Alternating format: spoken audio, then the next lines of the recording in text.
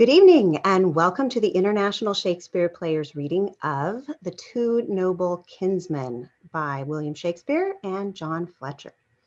Tonight we will be beginning this evening's reading with a sonnet, as is our custom. We're going to do Sonnet 71. No longer mourn for me when I am dead, then you shall hear the surly sullen bell give warning to the world that I am fled from this vile world, with vilest worms to dwell. Nay, if you read this line, remember not the hand that writ it, for I love you so that I in your sweet thoughts would be forgot, if thinking on me then should make you woe. Oh, if I say you look upon this verse, when I perhaps compounded am with clay, do not so much as my poor name rehearse, but let your love even with my life decay, lest the wise world should look into your moan and mock you with me after I am gone. And now, the two noble kinsmen.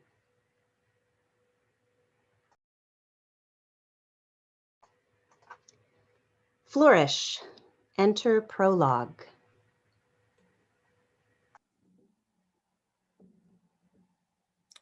New plays and maidenheads are near akin. Much followed both, for both much money given if they stand sound and well. And a good play, whose modest scenes blush on his marriage day and shake to lose his honor, is like her, that after holy tie and first night's stir, yet still is modesty and still retains more of the maid to sight than husband's pains. We pray our play may be so, for I am sure it has a nobler breeder and a pure, a learned, and a poet never went more famous yet twixt Poe and Silver Trent. Chaucer, of all admired, the story gives, there constant to eternity it lives. If we let fall the nobleness of this, and the first sound this child hear be a hiss, how will it shake the bones of that good man and make him cry from underground, "Oh, fan from me the witless chaff of such a writer that blasts my bays, and my famed works makes lighter than Robin Hood." This is the fear we bring. For to say truth, it were an endless thing and too ambitious to aspire to him, weak as we are, and almost breastless, swim in this deep water. Do but you hold out your helping hands, and we shall tack about and something do to save us. You shall hear scenes through below his art, yea, may yet appear worth 2 hours' travel to his bones' sweet sleep, content to you. If this play do keep a little dull time from us, we perceive our losses fall so thick, we must needs leave. Flourish. He exits. Act 1, Scene 1. Music. Enter Hymen with a torch burning. A boy in a white robe before, singing and strewing flowers. After Hymen, a nymph encompassed in her tresses, bearing a wheaten garland. Then Theseus between two other nymphs, with wheaten chaplets on their heads. Then Hippolyta, the bride, led by Pirithous, and another holding a garland over her head, her tresses likewise hanging. After her, Emilia holding up her train. Then Artesius and attendants. The song, sung by a boy.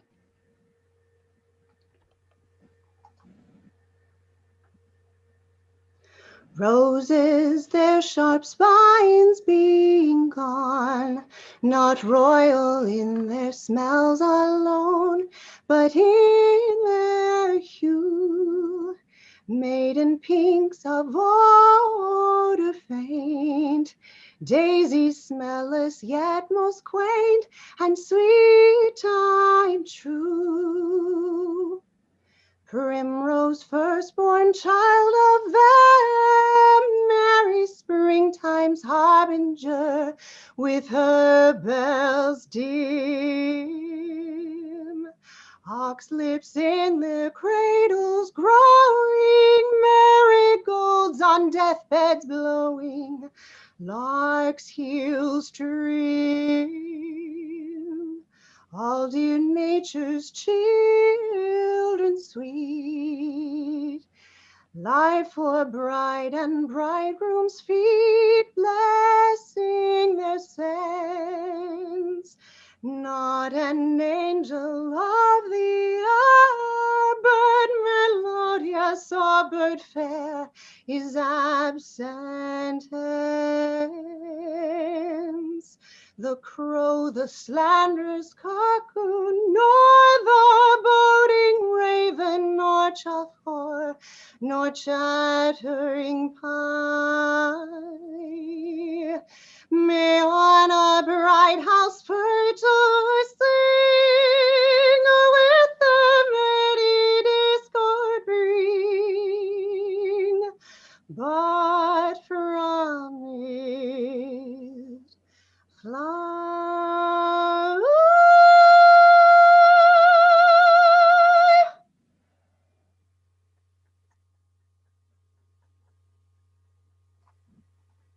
Enter 3 queens in black with veils stained and imperial crowns. The first queen falls down at the foot of Theseus. The second falls down at the foot of Hippolyta.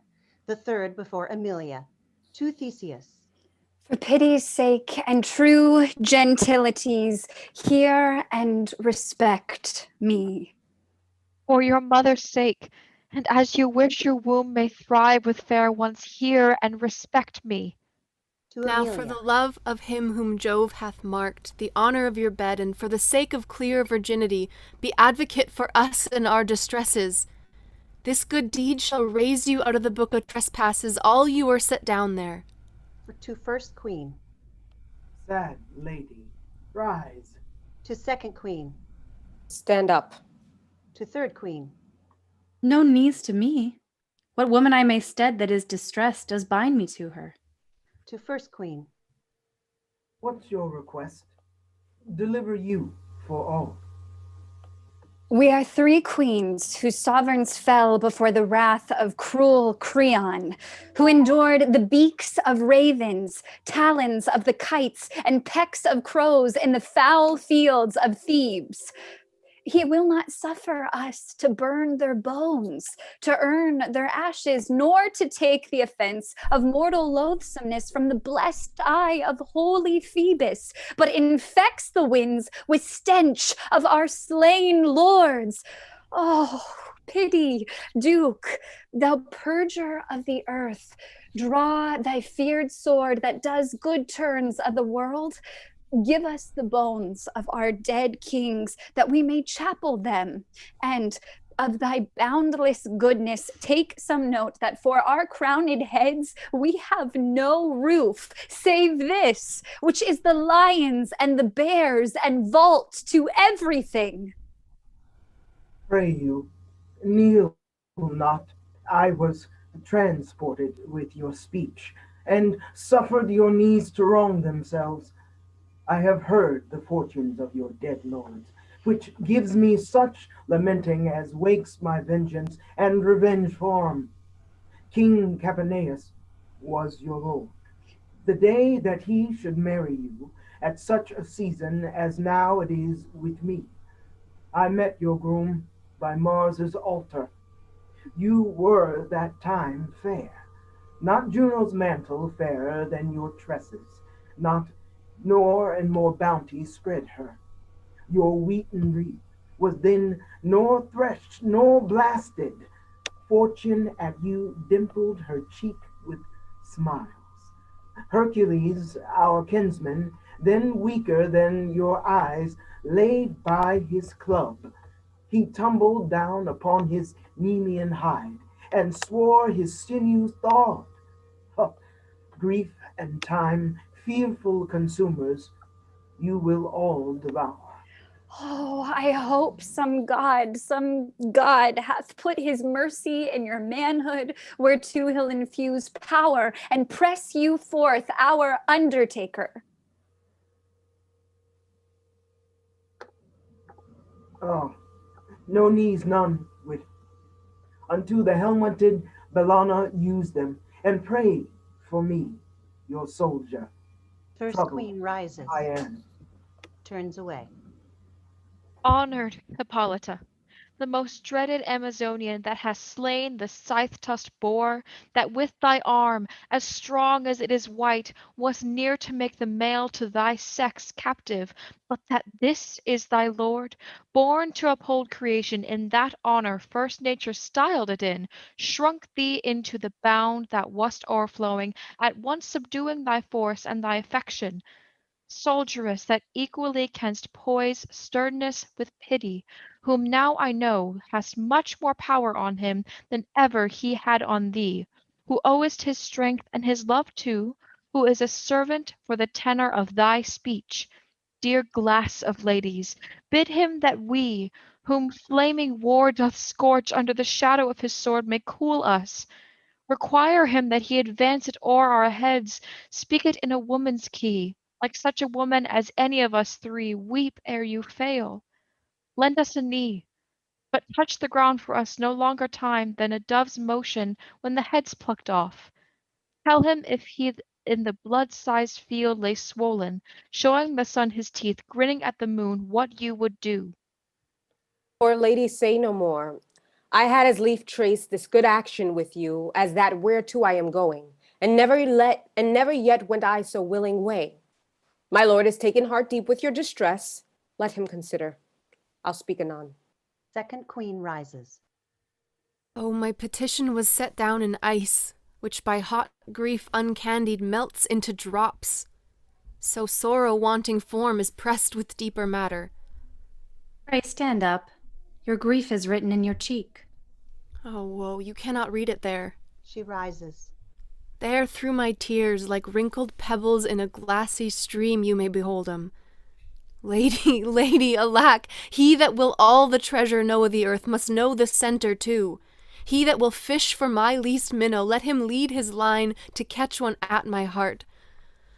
Oh, pardon me, extremity that sharpens sundry wits makes me a fool. Pray you say nothing, pray you. Who cannot feel nor see the rain being in it, knows neither wet nor dry.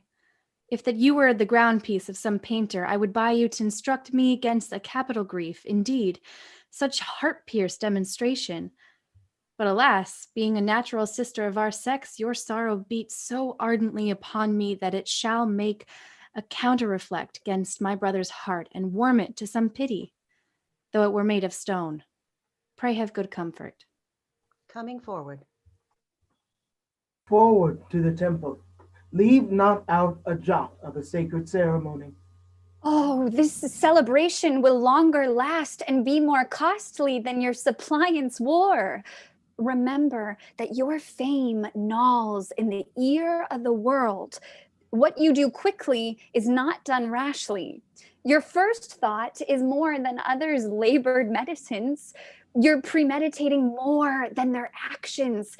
But oh, Jove, your actions, soon as they move, as ospreys do the fish, subdue before they touch.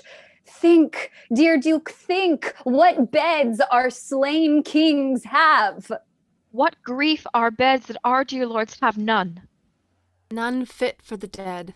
Those that with cords, knives, drams, precipitants, weary of this world's light, have to themselves been death's most horrid agents. Human grace affords them dust and shadow. But our lords lie blistering for the visitating sun, and were good kings when living. It is true, and I will give you comfort to give your dead lords graves, the which to do must make some work with Creon. And that work presents itself to the doing. Now 'twill take form. The heats are gone tomorrow. Then bootless toil must recompense itself with its own sweat. Now he's secure, not dreams we stand before your puissance, rinsing our holy begging in our eyes to make petition clear. Now you may take him, drunk with his victory. And his army full of bread and sloth. Artesius, that best knowest how to draw out fit to this enterprise, the primest for this proceeding, and the number to carry such a business. Forth and levy our worthiest instruments, whilst we dispatch this grand act of our life, this daring deed of fate in wedlock. To second and third queens. Dowagers, take hands. Let us be widows to our woes. Delay commands to us a famishing hope. Farewell. Farewell. Farewell. We come unseasonably, but when could grief call forth as unpaying judgment can fittest time for best solicitation? Why, good ladies, this is a service, whereto I am going greater than any was. It more imports me that all the actions that I have foregone or futurely can cope. The more proclaiming our suit shall be neglected when her arms, able to lock Jove from a synod, shall by warranting moonlight corselet thee. Oh, when her twinning cherries shall their sweetness fall upon thy tasteful lips, what wilt thou think of rotten kings or blubbered queens?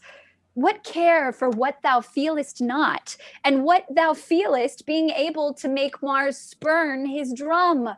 Oh, if thou couch but one night with her, every hour in it, 'twill take hostage of thee for 100, and thou shalt remember nothing more than what that banquet bids thee to. To Theseus.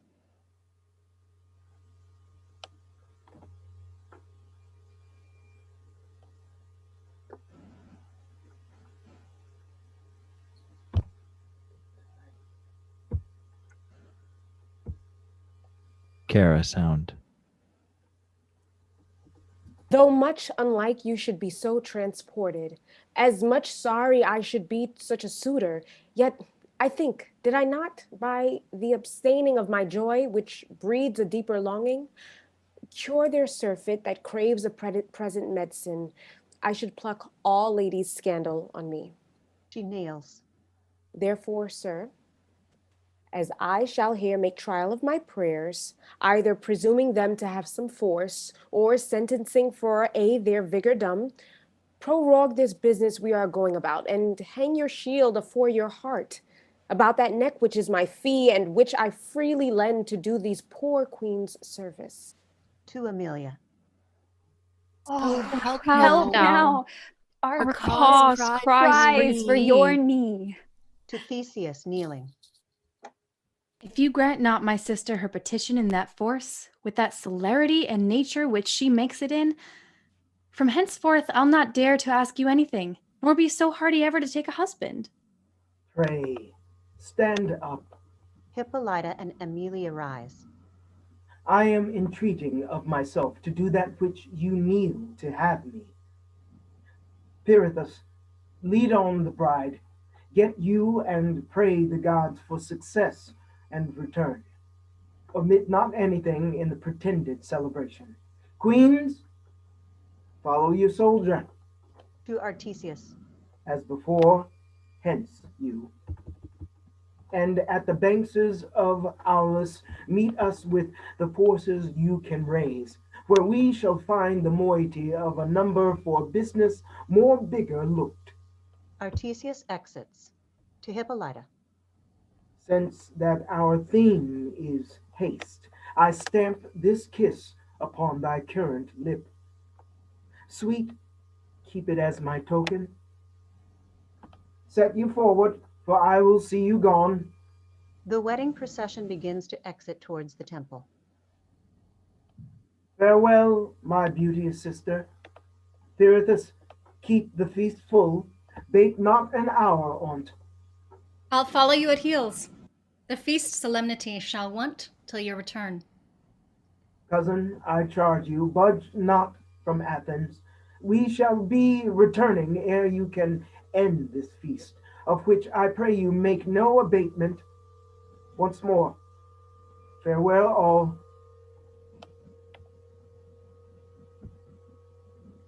All but Theseus and the queens exit. Thus dost thou still make good the tongue of the world. And earnest a deity equal with Mars. If not above him, for thou, being but mortal, makest affections bend to godlike honors, They themselves, some say, groan under such a mastery. As we are men, thus should we do. Being sensually subdued, we lose our human title. Good cheer, ladies. Now turn we toward your comforts. Flourish, they exit. Scene 2, enter Palamon and Arcite. Dear Palamon, dearer in love than blood and our prime cousin, yet unhardened in the crimes of nature, let us leave the city Thebes and the temptings in it before we further sully our gloss of youth. And here to keep in abstinence we shame as in incontinence, for not to swim in the aid of the current were almost to sink, at least to frustrate striving, and to follow the common stream, 'twould bring us to an eddy where we should turn or drown, if labor through our gain but life and weakness. Your advice is cried up with example. What strange ruin, since first we went to school, may we perceive walking in Thebes? Scars and bare weeds, the gain of the martialist, who did propound to his bold ends honor and golden ingots, which, though he won, he had not, and now flirted by peace for whom he fought. Who then shall offer to Mars so scorned altar?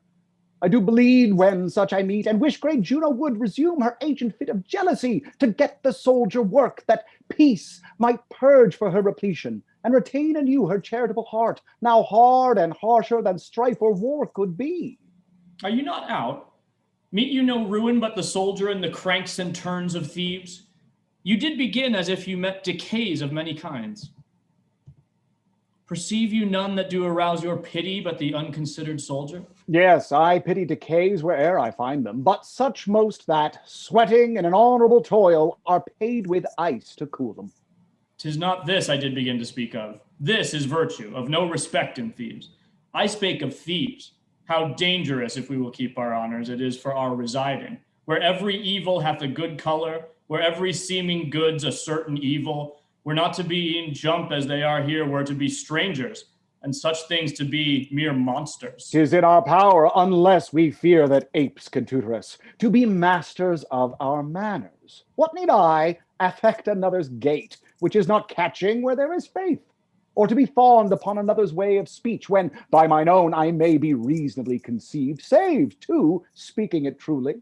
Why am I bound by any generous bond to follow him follows his tailor, haply so long until the followed make pursuit? Or let me know why mine own barber is unblessed, with him my poor chin too, for 'tis not scissored just to such a favorite's glass.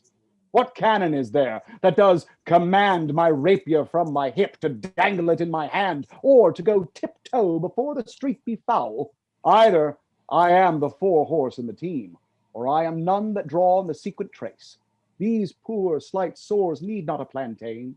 That which rips my bosom almost to the hearts. Our Uncle Creon? He, a most unbounded tyrant, whose successes makes heaven unfeared and villainy assured, beyond its power there's nothing, almost puts faith in a fever, and defies alone voluble chance, who only attributes the faculties of other instruments to his own nerves and act, commands men's service, and that they win in it boot and glory, one that fears not to do harm, good dares not.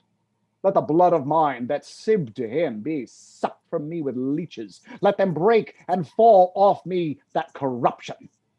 Clear-spirited cousin, let's leave his court, that we may nothing share of his loud infamy.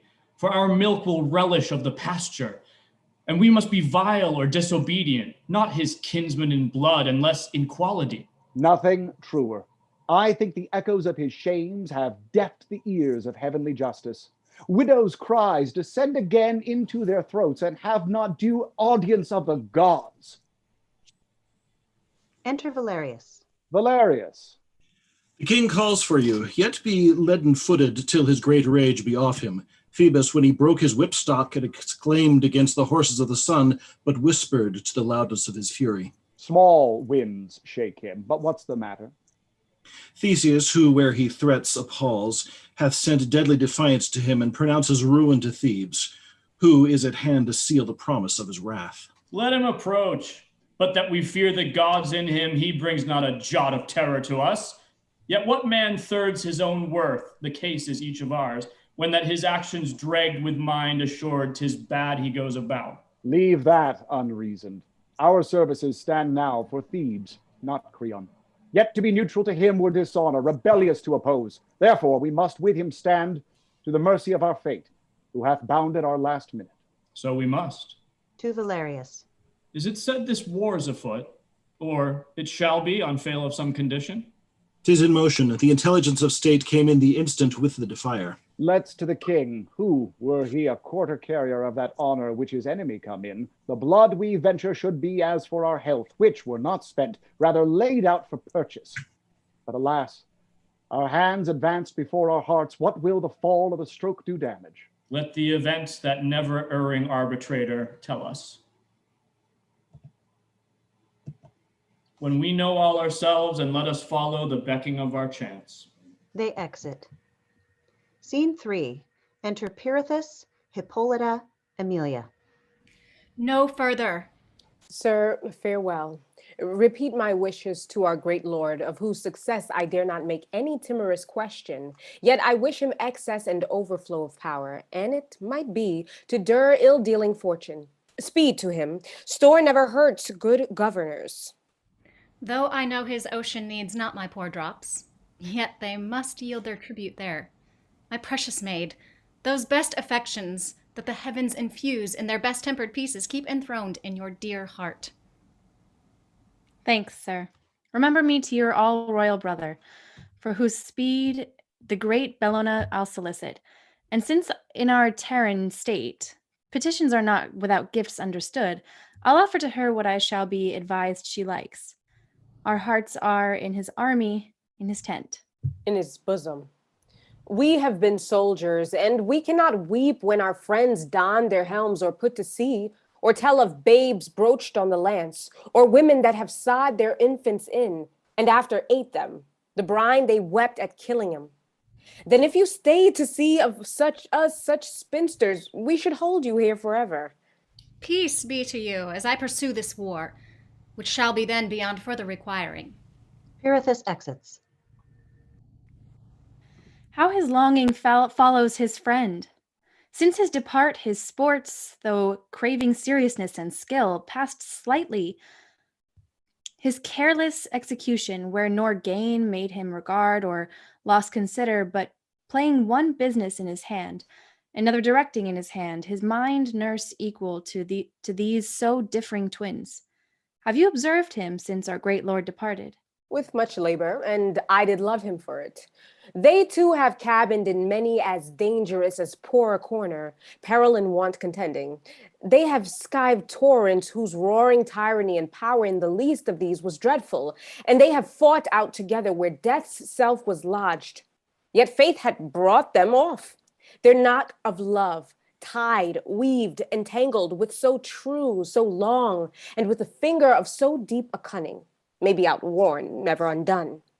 I think Theseus cannot be umpire to himself, cleaving his conscience into twain and doing each side like justice, which he loves best. Doubtless there is a best, and reason has no manners to say it is not you. I was acquainted once with a time when I enjoyed a playfellow. You were at wars when she the grave enriched, who made too proud the bed, took leave of the moon, when she looked pale at parting, when our count was each 11. 'Twas Flavina. Yes. You talk of Pirithous and Theseus' love. Theirs has more ground, is more maturely seasoned, more buckled with strong judgment, and their seeds, the one of the other may be said to water their intertangled roots of love. But I, and she I sigh and spoke of, were things innocent. Loved for we did, and like the elements that know not what or why, yet do affect rare issues by their operance, our souls did so to one another. What she liked was then of me approved, what not, condemned, no more arraignment.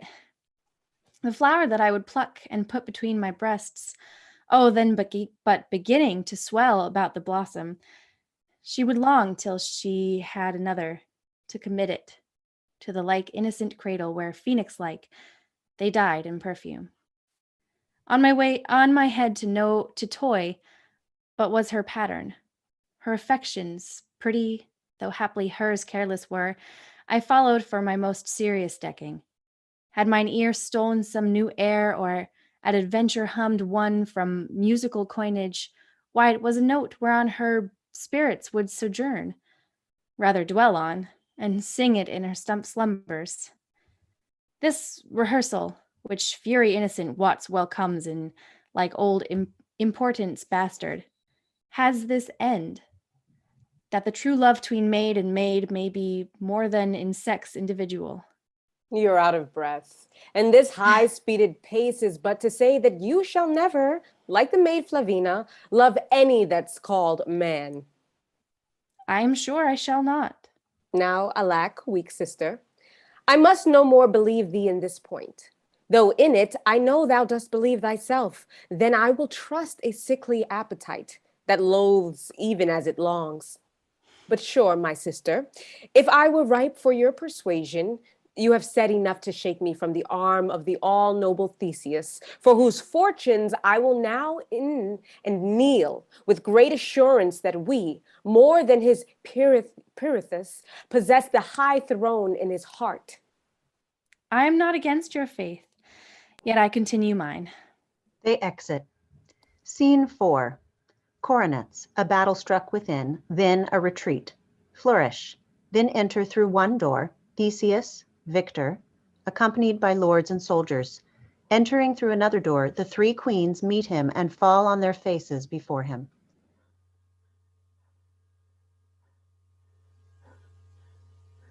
To thee no star be dark. Both heaven and earth friend thee forever. All the good that may be wished upon thy head, I cry amen to it. The impartial gods, whom from the mounted heavens view us their mortal herd, behold who err and in their time chastise. Go, find out the bones of your dead lords and honor them with treble ceremony. Rather than a gap should be in their dearer rights, we would supply it.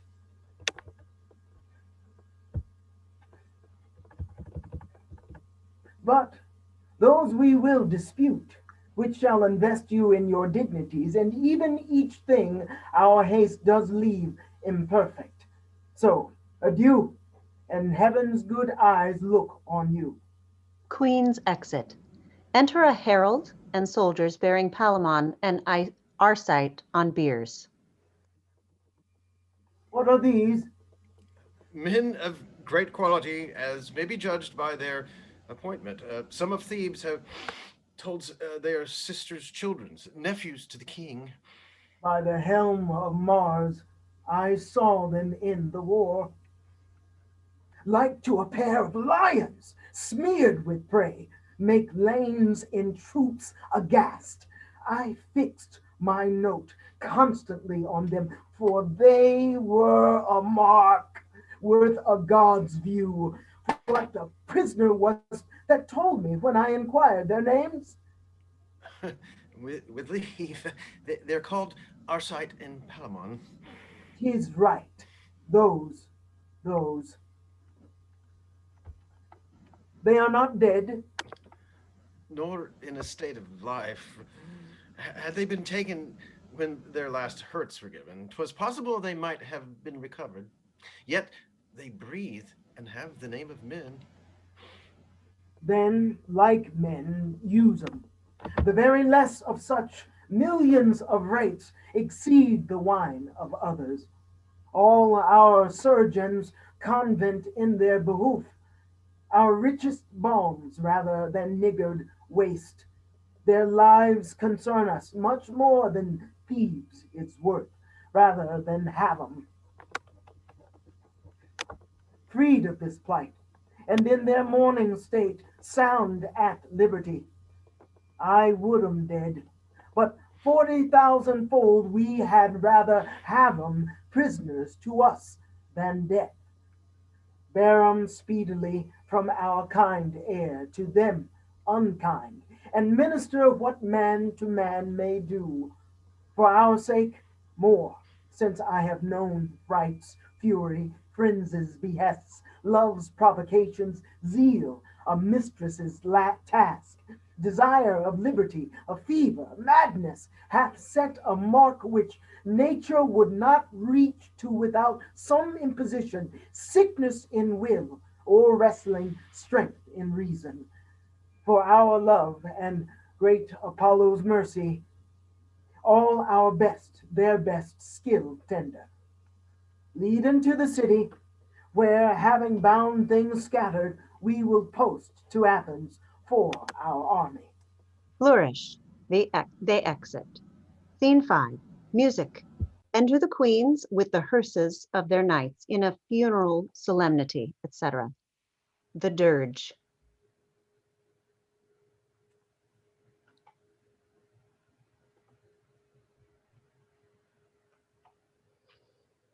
Urns and odors bring away, vapors, sighs darken the day.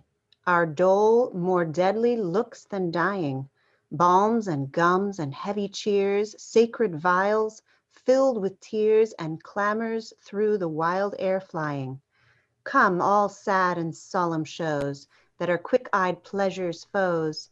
We convent naught else but woes, we convent naught else but woes. To Second Queen. This funeral path brings to your household's grave.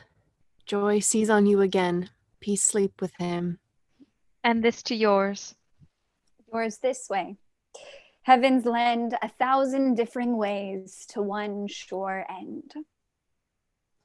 This world's a city full of strange streets, and death's the marketplace where each one meets. They exit severally. Act 2, Scene 1. Enter jailer and wooer. I may depart with little while I live. Something I may cast to you? Not much. Alas, the prison I keep. Or it be for great ones, they seldom come. But before one salmon, you shall take a number of minnows. I am given out to be better lined than it can appear to me. Report is a true speaker. I will really that I am delivered to be. Marry, what I have, be what it will, I will assure upon my daughter at the day of my death. Sir, I demand no more than your own offer, and I will estate your daughter in what I have promised. Well, we will talk more of this when the solemnity is past. But have you the full promise of her? What shall be seen, I tender my consent. Enter the jailer's daughter carrying rushes. I have, sir. Here she comes. To daughter. Your friend and I have chanced to name you here upon the old business. But no more of that now. So soon as the court hurry is over, we will have an end of it. In the meantime, look tenderly to the two prisoners. I can tell they are princes. These strewings are for their chamber. 'Tis pity they are in prison, and 'twere pity they should be out. I do think they have patience to make any adversity ashamed. The prison itself is proud of them, and they have all the world in their chamber. They are of fame to be a pair of absolute men. By my troth, I think fame but stammers them. They stand a grease above the reach of report. I heard them reported in the battle to be the only doers. Nay, most likely, for they are noble sufferers. Oh, I marvel how they would have looked had they been victors, that with such a constant nobility and in force of freedom out of bondage, making misery their mirth and affliction a toy to jest at. Do they so? It seems to me they have no more sense of their captivity than I of ruling Athens. They eat well, look merrily, discourse of many things, but nothing of their own restraint and disasters. Yet sometimes a divided sigh, martyred as 'twere in the deliverance, will break from one of them, when the other presently gives it so sweet a rebuke that I could wish myself a sigh to be so chid, or at least a sire to be comforted. I never saw him. The Duke himself came privately in the night, and so did they. Enter Palamon and Arcite in shackles above. What reason of it is, I know not. Look yonder, there they are. That's our sight. Look south. No, sir, no. That's Palamon. Our sight is the lower of the twain. You may perceive a part of him. Oh, go to, leave your pointing. They would not make us their object out of their sight. Oh, it is a holiday to look on them. Lord, the difference of men. Jailer, daughter, and wooer exit. Scene 2, Palamon and Arcite remain above. How do you, noble cousin? How do you, sir? Why, strong enough to laugh at misery and bear the chance of war, yet we are prisoners, I fear forever, cousin. I believe it, and to that destiny have patiently laid up my hour to come. Oh, cousin Arcite, where is Thebes now? Where is our noble country? Where are our friends and kindreds? Never more must we behold those comforts, never see the hardy youths strive for the games of honor, hung with the painted favors of their ladies like tall ships under sail, and start amongst them, and as an east wind leave them all behind us, like lazy clouds, whilst Palamon and Arcite, even in the wagging of a wanton leg, outstripped the people's praises, won the garlands ere they had time to wish him ours. Never shall we two exercise, like twins of honor, our arms again, and feel our fiery horses like proud seas under us. Our good swords now, better the red-eyed god of war, ne'er war, ravished our sides, like age must run to rust and deck the temples of those gods that hate us. These hands shall never draw 'em out like lightning to blast whole armies more. No, Palamon, those hopes are prisoners with us. Here we are, and here the graces of our youths must wither like a too timely spring. Here age must find us, and, which is heaviest, Palamon, unmarried. The sweet embraces of a loving wife, loaden with kisses, armed with 1,000 cupids, shall never clasp our necks. No issue know us. No figures of ourselves shall we e'er see, to glad our age, and like young eagles teach them boldly to gaze against bright arms and say, remember what your fathers were, and conquer. The fair-eyed maids shall weep our banishments, and in their songs curse ever blinded fortune, till she for shame see what a wrong she has done to youth and nature. This is all our world. We shall know nothing here but one another. Hear nothing but the clock that tells our woes. The vine shall grow, but we shall never see it. Summer shall come, and with all her delights, but dead cold winter must inhabit here still. 'Tis too true, Arcite. To our Theban hounds that shook the aged forest with their echoes, no more now must we halloo, no more shake our pointed javelins against the angry swine, flies like a Parthian quiver from our rages, struck with our well-steeled darts. All valiant uses the food and nourishment of noble minds. In us too here shall perish, we shall die, which in the curse of honor, lastly, children of grief and ignorance. Yet, cousin, even from the bottom of these miseries, from all that fortune can inflict upon us, I see two comforts rising, two mere blessings, if the gods please, to hold here a brave patience, and the enjoying of our griefs together. Whilst Palamon is with me, let me perish if I think this our prison. Certainly 'tis a main goodness, cousin, that our fortunes were twined together. 'Tis most true, two souls put in two noble bodies, let them suffer the gall of hazard, so they grow together, will never sink. They must not, say they could. A willing man dies sleeping, and all's done. Shall we make worthy use of this place that all men hate so much? How, gentle cousin? Let's think this prison holy sanctuary to keep us from corruption of worse men. We are young, and yet desire the ways of honor, that liberty and common conversation, the poison of pure spirits, might, like women, woo us to wander from. What worthy blessing can be but our imaginations may make it ours? And here, being thus together, we are an endless mind to one another. We are one another's wife. Ever begetting new births of love, we are father, friends, acquaintance. We are in one another families. I am your heir, and you are mine. This place is our inheritance. No hard oppressor dare take this from us. Here, with a little patience, we shall live long and loving. No surfeits seek us. The hand of war hurts none here, nor the seas swallow their youth. Were we at liberty, a wife might part us lawfully, or business. Quarrels consume us, envy of ill men crave our acquaintance.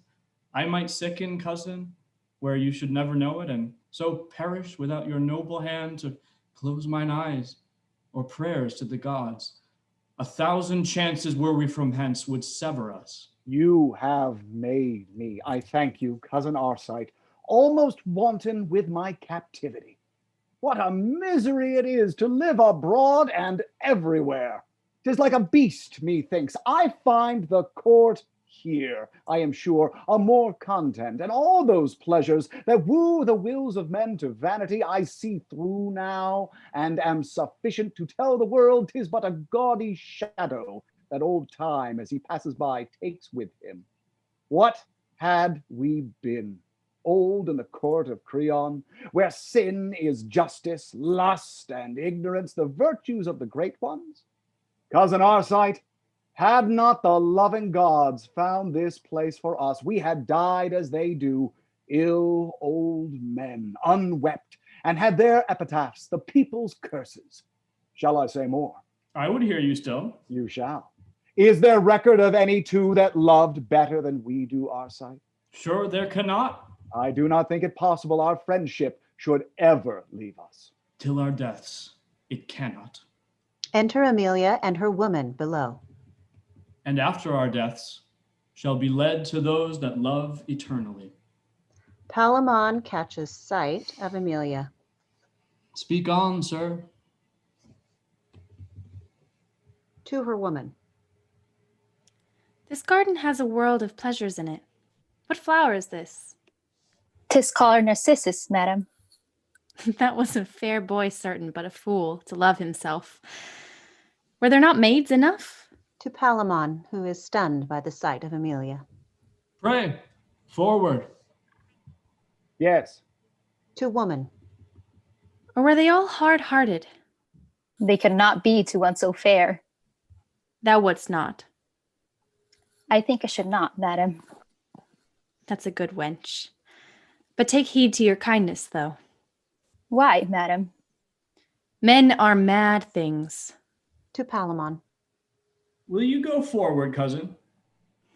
To woman. Canst not thou work such flowers in silk, wench?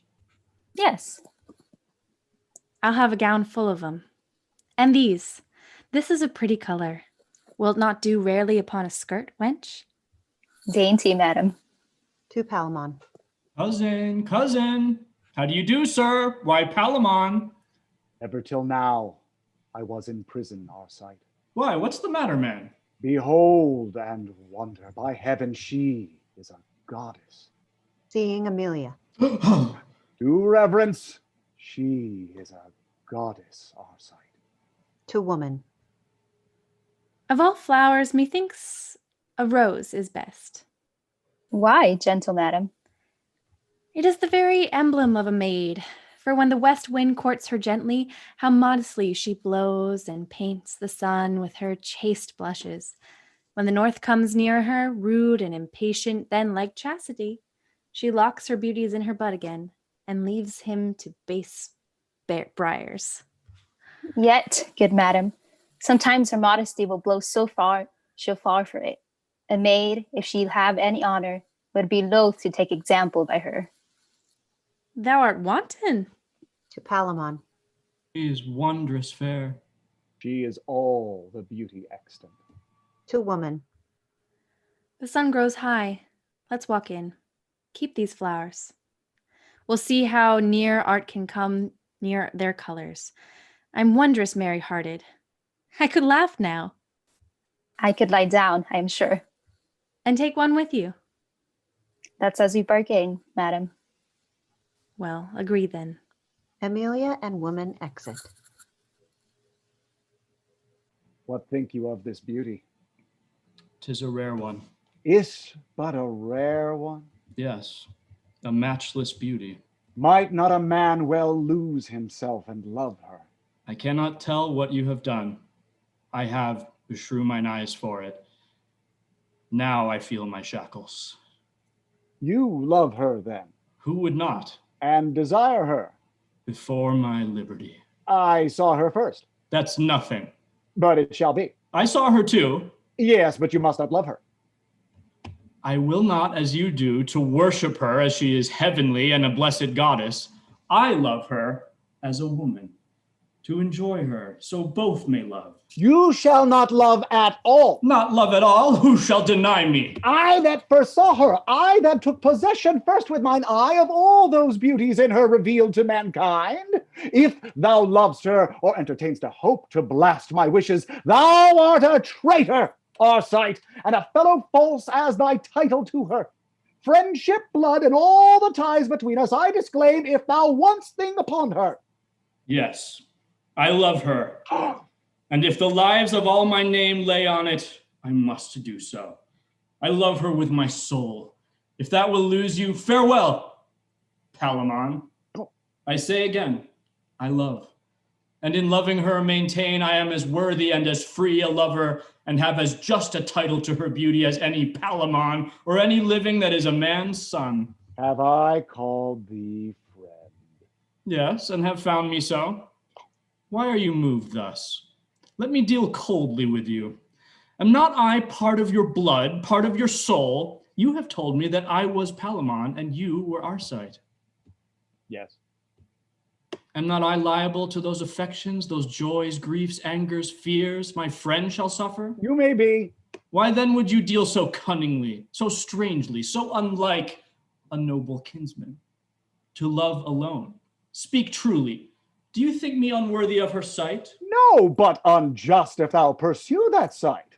Because another first sees the enemy, shall I stand still and let mine honor down and never charge? Yes, if he be but one. But say that one had rather combat me. Let that one say so, and use thy freedom. Else, if thou pursuest her, be as that cursed man that hates his country, a branded villain. You are mad. I must be. Till thou art worthy, Arcite, it concerns me. And in this madness, if I hazard thee and take thy life, I deal but truly. Fie, sir. You play the child extremely. I will love her. I must. I ought to do so. And I dare. And all this justly. Oh, that now, thy false self and thy friend had but this fortune to be 1 hour at liberty, and grasp our good swords in our hands, I would quickly teach thee that were to filch affection from another, thou art baser in it than a cutpurse. But put thy head out of this window more, and as I have a soul, I'll nail thy life to it. Thou darest not, fool. Thou canst not. Thou art feeble. Put my head out. I'll throw my body out and leap the garden when I see her next, and pitch between her arms to anger thee. Enter jailer above. No more. The keeper's coming. I shall live to knock thy brains out with my shackles. Do. By your leave, gentlemen. Now, honest keeper. Lord, I'll say you must presently to the Duke, because I know not yet. I am ready, keeper. Prince Palamon, I must bereave you of your fair cousin's company. Arcite and jailer exit. And me too, even when you please of life. Why is he sent for? It may be he shall marry her. He's goodly, and like enough the Duke hath taken notice both of his blood and body. But his falsehood, why should a friend be treacherous? If that get him a wife so noble and so fair, let honest men ne'er love again. Once more I would but see this fair one, blessed garden, and fruit and flowers more blessed that still blossom as her bright eyes shine on you. Would I were, for all the fortune of my life hereafter, yon little tree, yon blooming apricot. How I would spread and fling my wanton arms in at her window. I would bring her fruit fit for the gods to feed on. Youth and pleasure still as she tasted should be doubled on her. And if she be not heavenly, I would make her so near the gods and nature they should fear her.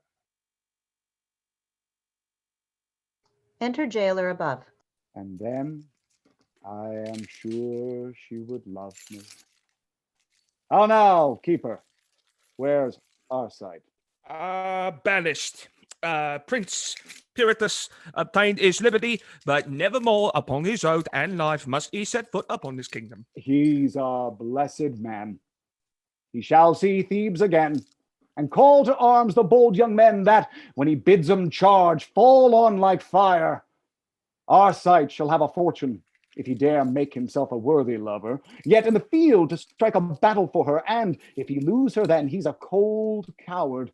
How bravely may he bear himself to win her, if he be noble, our sight, 1,000 ways. Were I at liberty, I would do things of such a virtuous greatness that this lady, this blushing virgin, should take manhood to her and seek to ravish me. My lord, for you, I have this charge too. Discharge my life. No, but from this place to remove your lordship, the windows are too open. Devils take 'em that are so envious to me, prithee kill me. And hang for it afterward. By his good light, had I a sword, I would kill thee. Why, my lord? Thou bringst such tempting scurvy news continually, thou art not worthy life. I will not go. Indeed, you must, my lord. May I see the garden? No. Then I am resolved, I will not go. I must constrain you then, and for you are dangerous, I'll clap more irons on you. Do, good keeper, I'll shake 'em so you shall not sleep. I'll make you a new Morris. Must I go? There is no remedy. Farewell, kind window. May rude wind never hurt thee. Oh, my lady, if ever thou hast felt what sorrow was, dream how I suffer. Come, now bury me. Palamon and jailer exit. Scene 3. Enter Arcite. Banished the kingdom. 'Tis a benefit, a mercy I must thank him for. But banished the free enjoying of that face I die for. Oh, 'twas a studied punishment, a death beyond imagination. Such a vengeance that, were I old and wicked, all my sins could never pluck upon me. Palamon, thou hast the start now. Thou shalt stay and see her bright eyes break each morning against thy window, and let in life into thee. Thou shalt feed upon the sweetness of a noble beauty that nature ne'er exceeded, nor ne'er shall. Good gods, what happiness has Palamon! 20 to 1 he'll come to speak to her, and if she be as gentle as she's fair, I know she's his. He has a tongue will tame tempests and make the wild rocks wanton. Come what can come, the worst is death. I will not leave the kingdom. I know mine own is but a heap of ruins and no redress there. If I go, he has her.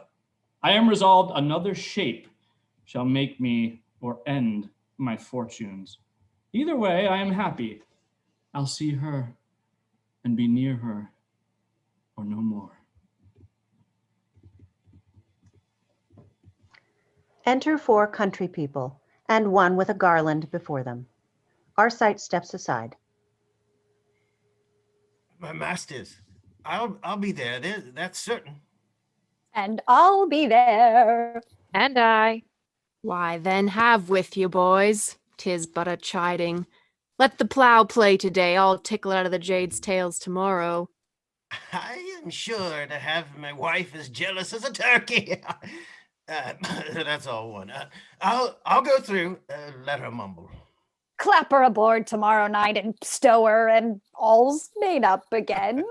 I do, but put a fescue in her fist, and you shall see her take a new lesson out and be a good wench. Do we all hold against the maying? Hold. What should ail us? Arcus will be there. And Sonoius and Ricus and 3 better lads ne'er danced under green tree. And you know what wenches. But will the dainty Domin, the schoolmaster, keep touch, do you think? For he does all, you know. He'll eat a hornbook ere he fail. Go to, the matter's too far driven between him and the tanner's daughter to let slip now. And she must see the Duke, and she must dance too. Shall we be lusty? All the boys in Athens blow wind in the breeches on, and here I'll be, and there I'll be, for our town, and here again, and there again. Boys, hey for the weavers! This must be done in the woods. Oh, pardon me. Oh, by any means, our thing of learning says so, where he himself will edify the Duke most parlously on our behalfs. He's excellent in the woods. Bring him to the plains, his learning makes no cry. We'll see the sports, then every man's to tackle.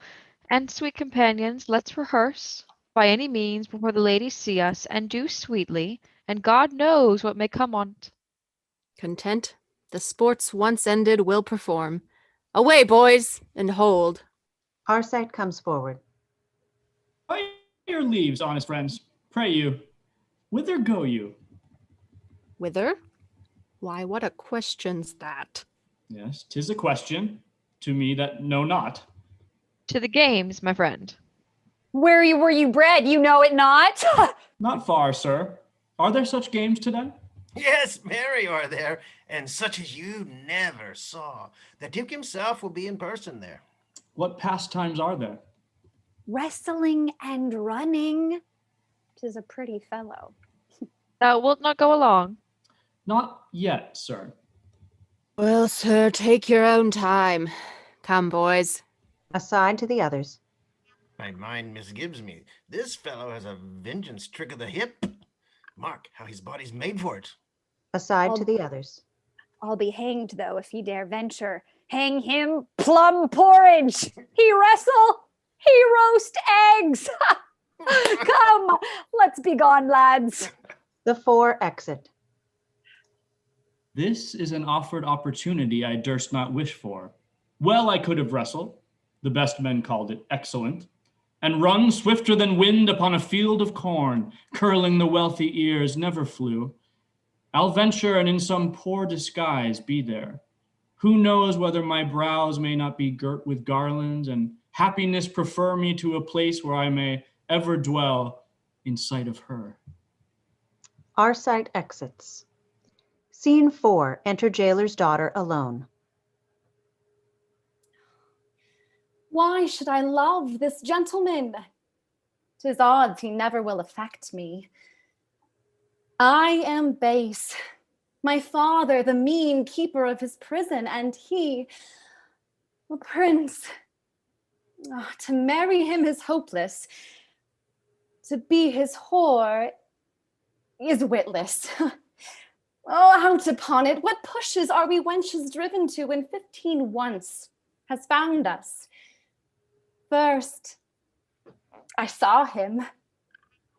I, seeing, thought he was a goodly man. He has as much to please a woman in him, if he pleased to bestow it so, as ever these eyes yet looked on. Next, I pitied him. And so would any young wench in my conscience that ever dreamed or vowed her maidenhead to a young, handsome man.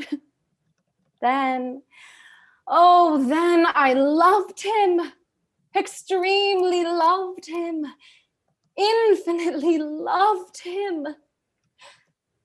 And yet, we had a cousin as fair as he too, but in my heart was Palamon, and there, Lord, what a coil he keeps. To hear him sing in an evening, what a heaven it is.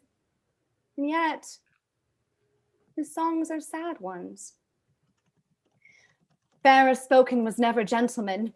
When I come in to bring him water in the morning, first he bows his noble body, then salutes me thus, fair gentle maid, good morrow. May thy goodness get thee a happy husband. Once he kissed me. I loved my lips the better 10 days after. Would he would do so every day? Oh, he grieves much, and me as much to see his misery. What should I do to make him know I love him? For I would fain enjoy him. Say I ventured to set him free. What says the law then? Oh, thus much for law or kindred. I will do it. And this night or tomorrow, he shall love me.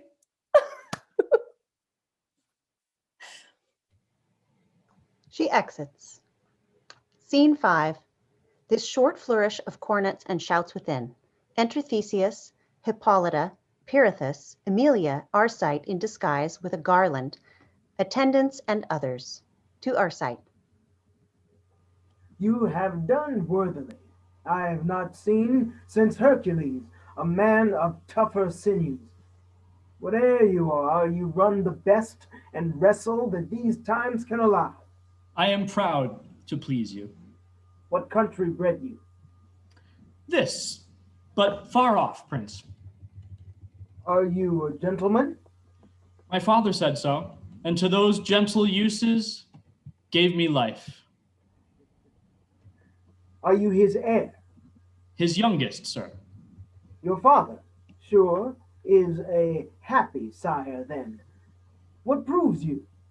A little of all noble qualities. I could have kept a hawk and well have hallowed to a deep cry of dogs. I dare not praise my feat in horsemanship, yet they that knew me would say it was my best piece. Last and greatest, I thought, bethought a soldier. You are perfect. Upon my soul, a proper man. He is so. To Hippolyta. How do you like him, lady? I admire him. I have not seen so young a man so noble, if he say true of his sort. Believe his mother was a wondrous handsome woman. His face, methinks, goes that way. But his body and fiery mind illustrate a brave father. Mark how his virtue, like a hidden sun, breaks through his baser garments. He's well got, sure. What made you seek this place, sir? Noble Theseus, to purchase name and do my ablest service to such a well-found wonder as thy worth. For only in thy court of all the world dwells fair-eyed honor. All his words are worthy. Sir, we are much indebted to your travel, nor shall you lose your wish. Pirithous, dispose of this fair gentleman. Thanks, Theseus. Whate'er you are, you're mine, and I shall give you to a most noble service, to this lady, this bright young virgin. He brings Arcite to Emilia. Pray observe her goodness. You have honored her fair birthday with your virtues, and as your due, you're hers. Kiss her fair hand, sir. Sir, you are a noble giver. Dearest beauty, thus let me seal my vowed faith. He kisses her hand. When your servant, your most unworthy creature, but offends you, command him die, he shall. That were too cruel. If you deserve well, sir, I shall soon see it. You're mine, and somewhat better than your rank. I'll use you. To Arcite. I'll see you furnished, and because you say you are a horseman, I must needs entreat you this afternoon to ride. But 'tis a rough one. I like him better, Prince. I shall not then freeze in my saddle. To Hippolyta. Wait, you must be ready, and you, Emilia, and you, friend, and all. Tomorrow by the sun to do observance to flowery May in Dian's wood. Wait well, sir, upon your mistress. Emily, I hope he shall not go afoot. That were a shame, sir, while I have horses. Take your choice, and what you want at any time. Let me but know it. If you serve faithfully, I dare assure you you'll find a loving mistress. If I do not, let me find that my father ever hated disgrace and blows. Go, lead the way. You have won it. It shall be so. You shall receive all dues fit for the honor you have won. 'Twere wrong else. Sister, Beshrew my heart, you have a servant that, if I were a woman, would be master. But you are wise. I hope too wise for that, sir. Flourish. They all exit. Scene 6. Enter jailer's daughter alone. Let all the dukes and all the devils roar. He is at liberty. I have ventured for him, and out I have brought him. To a little wood a mile hence I have sent him, where a cedar higher than all the rest spreads like a plain fast by a brook. And there he shall keep close till I provide him files and food, for yet his iron bracelets are not off. Oh, love! What a stout-hearted child thou art! My father durst better have endured cold iron than done it. I love him. Beyond love and beyond reason or wit or safety. I have made him know it. I care not. I am desperate. If the law find me, and then condemn me for it, some wenches, some honest-hearted maids, will sing my dirge, and tell to memory my death was noble, dying almost a martyr. That way he takes I purpose is my way too. Sure, he cannot be so unmanly as to leave me here. If he do, maids will not so easily trust men again. And yet he has not thanked me for what I have done. No, not so much as kissed me, and that methinks is not so well. Nor scarcely could I persuade him to become a free man. He made such scruples of the wrong he did to me and to my father. Yet I hope, when he considers more, this love of mine will take more root within him.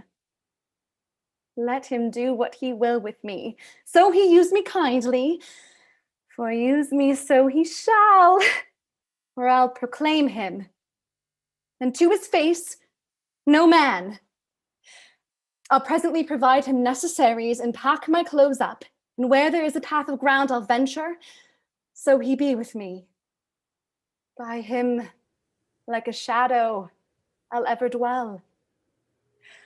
Within this hour, the hubbub will be all o'er the prison. I am then kissing the man they look for. Farewell, father.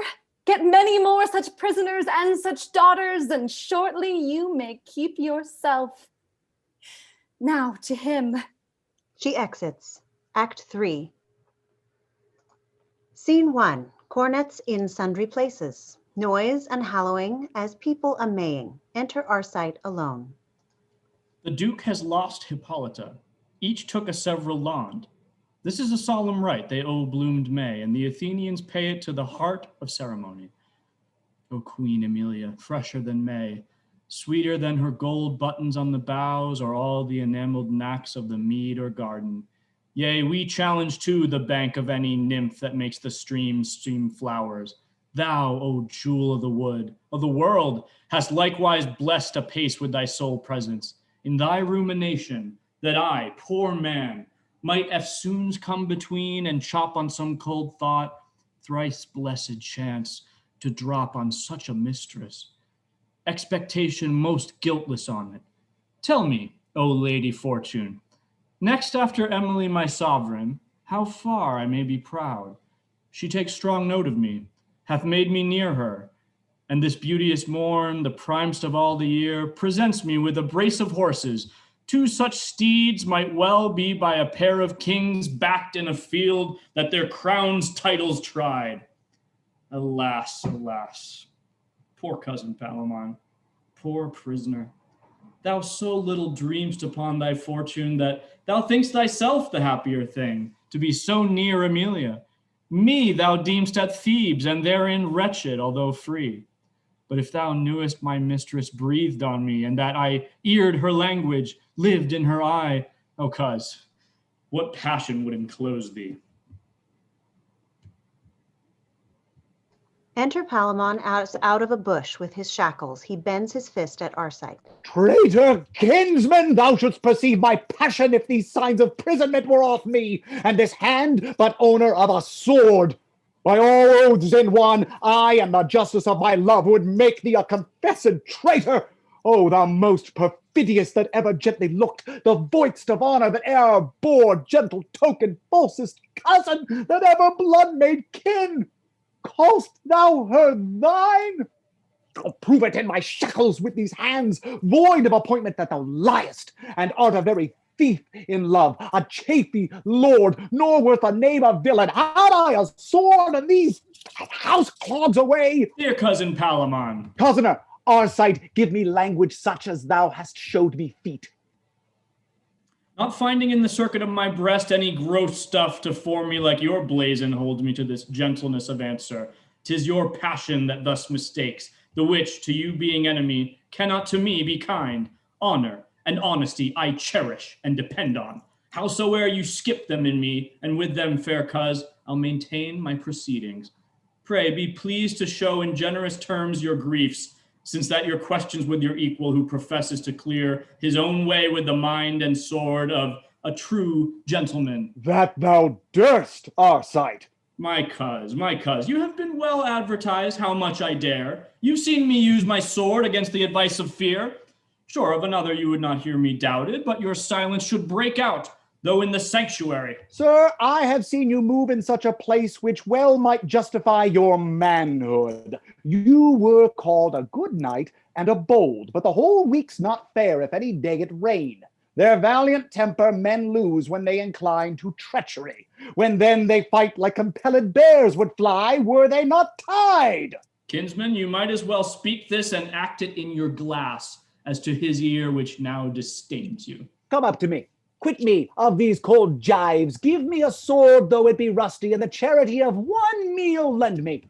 Come before me then, a good sword in thy hand, and do but say that Emily is thine. I will forgive the trespass thou hast done me. Yea, my life, if even then thou carry it, and brave souls in shades that have died manly, which will seek at me some news from earth, they shall get none but this, that thou art brave and noble. Be content. Again, betake you to your hawthorn house. With counsel of the night, I will be here with wholesome viands. These impediments will I file off. You shall have garments and perfumes to kill the smell of the prison. After, when you shall stretch yourself and say, but Arcite, I am in plight, there shall be at your choice both sword and armor. Oh, you heavens, dares any so noble bear a guilty business? None but only Arcite, therefore none but Arcite is this kind is so bold. Sweet Palamon.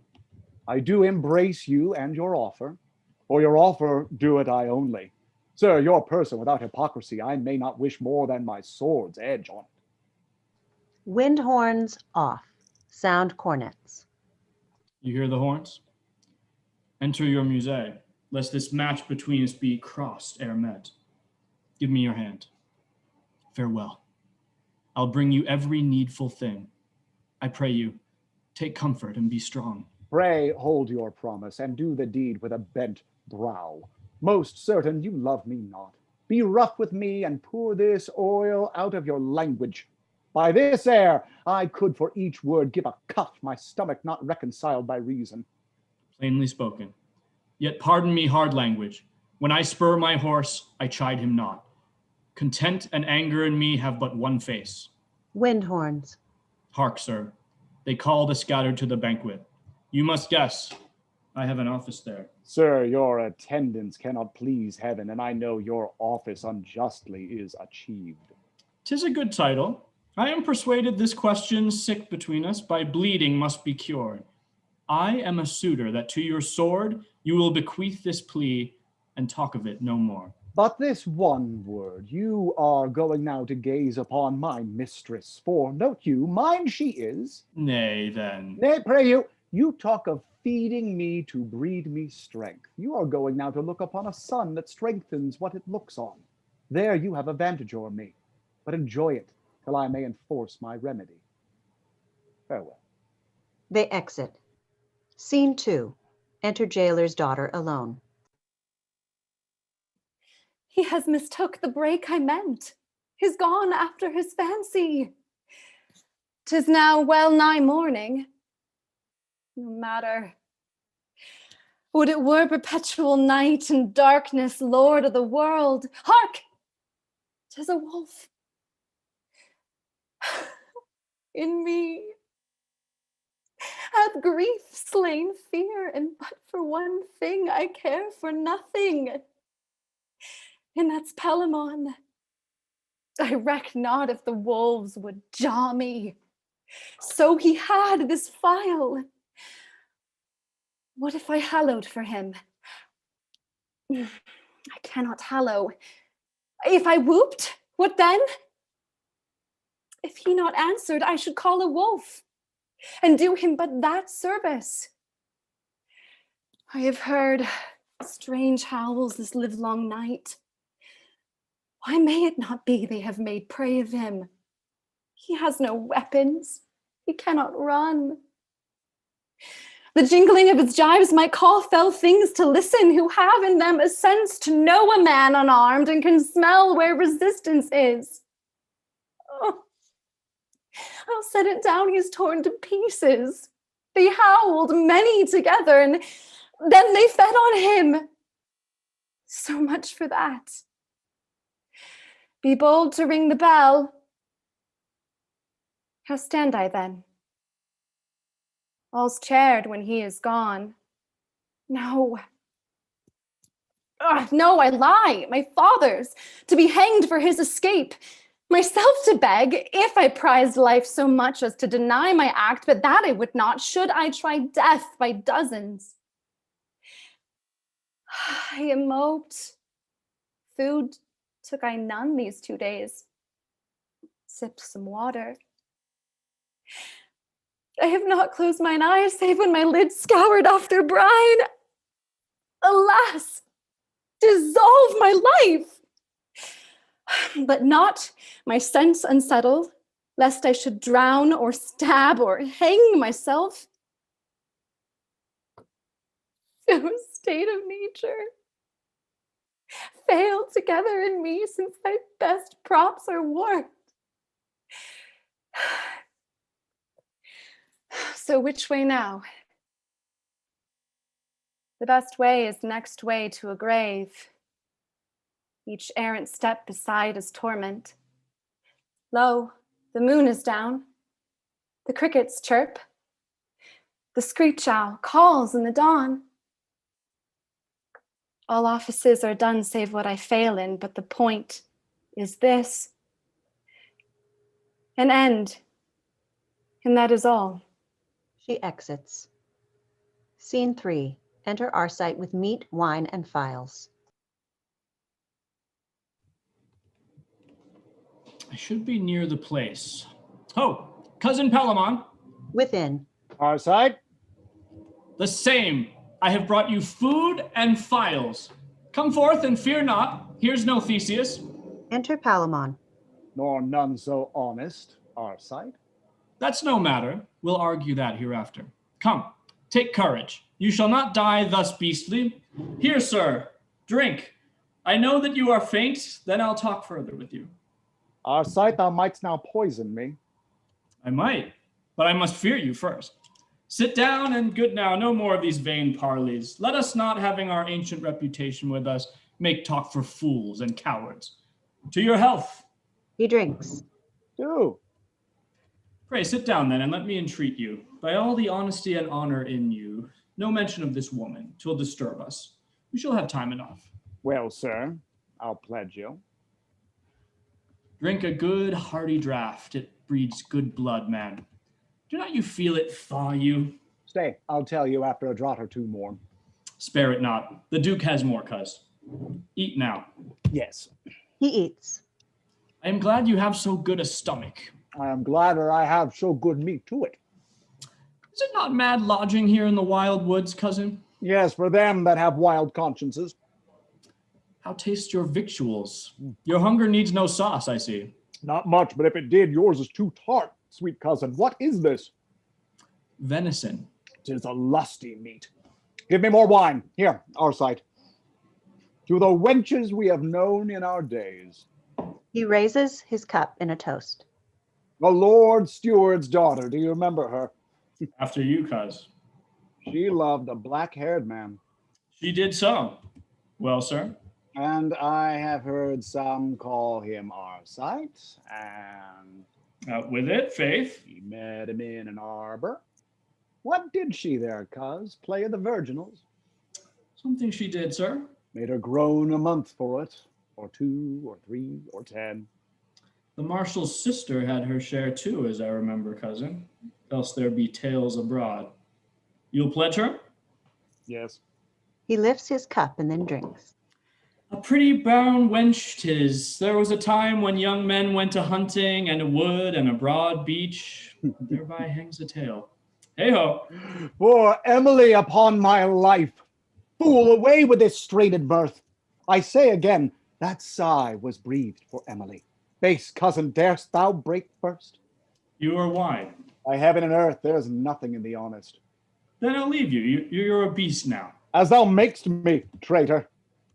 There's all things needful. Files, shirts, perfumes. I'll come again some 2 hours hence and bring that shall quiet all. A sword and armor.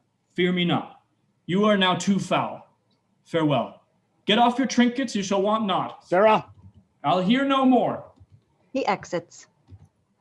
If he keep touch, he dies for it. He exits. We will now take a 5-minute intermission.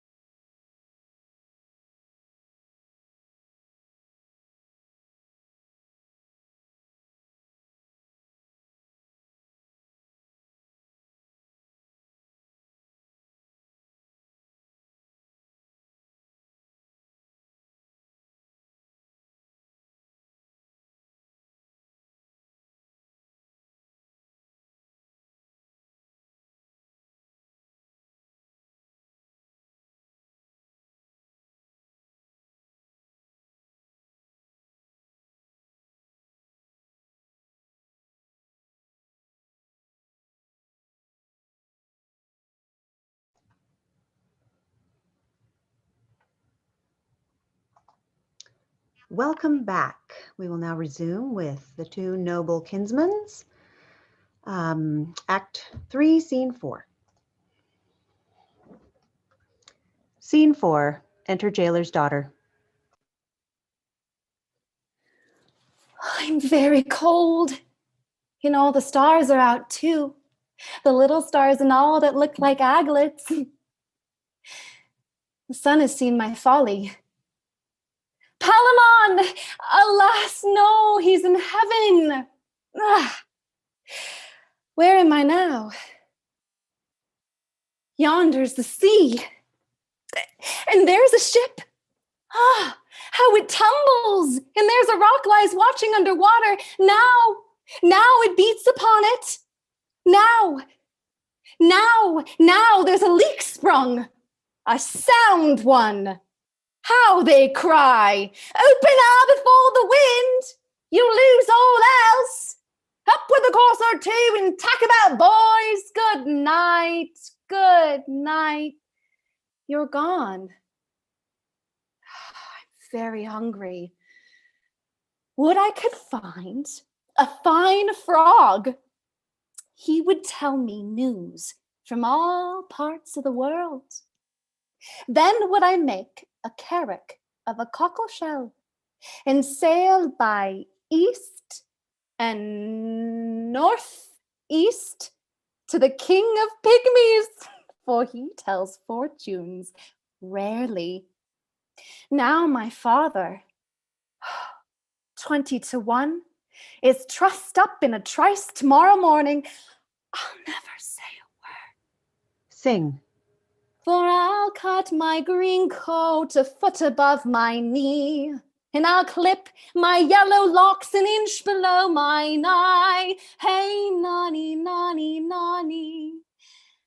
He's by me a white cat forth for to ride, and I'll go seek him through the world that is so wide. Hey, nonny. Nonny, nonny, oh, for a prick now, like a nightingale, to put my breast against. I shall sleep like a top else. She exits. Scene 5. Enter a schoolmaster and 6 countrymen, one dressed as a babian. Fie, what tediosity and disinsanity is here among you. Have my rudiments been labored so long with you, milked unto you, and by a figure even the very plum broth and marrow of my understanding laid upon you, and do you still cry where, and how, and wherefore, you most coarse freeze capacities, you gene judgments, have I said thus? Let be, and there let be, and then let be, and no man understand me. Pro Deum, Vidius, you are all dunces. For why? Here stand I. Here the Duke comes, there are you, close in the thicket. The Duke appears, I meet him, and unto him I utter learned things and many figures. He hears and nods and hums and cries rare, and I go forward. At length, I fling my cap up. Mark, there. Then do you, as once did Meleager and the boar, break comely out before him like true lovers. Cast yourselves in a body decently and sweetly, by a figure turn and trace, boys.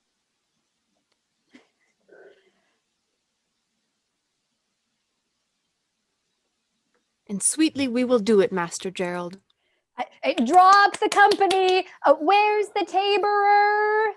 Why, Timothy. Enter the taborer. Here, my mad boys, have at you. But I say, where's their women? Enter 5 wenches. Here's Fritz and Maudlin. And little Luce with the white legs. Oh, and bouncing Barbary. Freckled down. That never failed her, master. Where be your ribbons, maids? Swim with your bodies and carry it sweetly and deliverly, and now and then a favor and a frisk. Let us alone, sir. Where's the rest of the music? Dispersed as you commanded. Couple then, and see what's wanting. Where's the Bavian? My friend, carry your tale without offense or scandal to the ladies, and be sure you tumble with audacity and manhood, and when you bark, do it with judgment. Yes, sir. Quousque tandem. Oh, here's a woman wanting. We may go whistle, all the fat's in the fire. We have, as learned authors utter, washed the tile. We have been fatuous, labored vainly. This is that scornful piece, that scurvy Hilding that gave her promise faithfully she would be here. Cicely, the Sempter's daughter. The next gloves that I give her shall be dogskin. Nay, and she fell me once, you can tell Arcas, she swore by wine and bread she would not break. An eel and woman, a learned poet says, unless by the tail and with the teeth thou hold, will either fail. In manners, this was false position. A fire eel, take her! Does she flinch now? What shall we determine, sir? Nothing. Our business has become a nullity. Yea, and a woeful and a piteous nullity. Now when the credit of our town lay on it, now to be frampled, now to piss o' the nettle. Go thy ways. I'll remember thee. I'll fit thee. Enter Jailer's daughter. Sings. The Georgia Lau came from the south, from the coast of Barbaria. And there he met with brave gallants of war, by one, by two, by three. Well hailed, you jolly gallants, and whither now are you bound? Oh, let me have your company till I come to the sound. There was 3 fools fell out about an owlet. Sings. The one he said it was an owl. The other he said nay. The third he said it was a hawk, and her bells were cut away. There's a dainty madwoman, master. Comes in the nick as mad as a March hare. If we can get her dance, we are made again. I warrant her she'll do the rarest gambols. A mad woman? We are made boys. Yes. To Jailer's daughter. And are you mad, good woman? I would be sorry else. Give me your hand. Why? I can tell your fortune. She looks at his hand. Oh, you are a fool. Tell 10. I have posed him. Buzz. Friend, you must eat no white bread. If you do, your teeth will bleed extremely. Shall we dance? Oh, I know you. You're a tinker. Sirrah Tinker. Stop no more holes but what you should. De bonny. A tinker damsel. Or a conjurer. Raise me a devil now, and let him play chipasa on the bells and bones. Go, take her, and fluently persuade her to a peace. Et opus exegi, quod nec Iovasira, nec ignis. Strike up, and lead her in. Come, lass, let's trip it. I'll lead. Do. Persuasively and cunningly. Wind horns. Away, boys, I hear the horns. Give me some meditation and mark your cue. All but schoolmaster exit. Pallas, inspire me. Enter Theseus, Pirithous, Hippolyta, Amelia, and Train. This way the stag took. Stay and edify. What have we here? Some country sport, upon my life, sir. To schoolmaster. Well, sir, go forward. We will edify. Chairs and stools brought out. Lady, sit down. We'll stay it. Theseus, Hippolyta, and Amelia sit. Thou doughty Duke, all hail. All hail, sweet ladies. Aside. This is a cold beginning. If you but favor, our country pastime made is. We are a few of those collected here that ruder tongues distinguish villager. And to say verity and not to fable, we are a merry rout, or else a rabble, or company, or by a figure chorus, that for thy dignity will dance a morris. And I that am the rectifier of all, by title pedagogist, that let fall the birch upon the breeches of the small ones, and humble with a ferula the tall ones, do here present this machine, or this frame and dainty duke, whose doughty dismal fame from dis to Daedalus, from post to pillar, is blown abroad. Help me, thy poor well-willer, and with thy twinkling eyes look right and straight upon this mighty moor of mickle weight, is now comes in,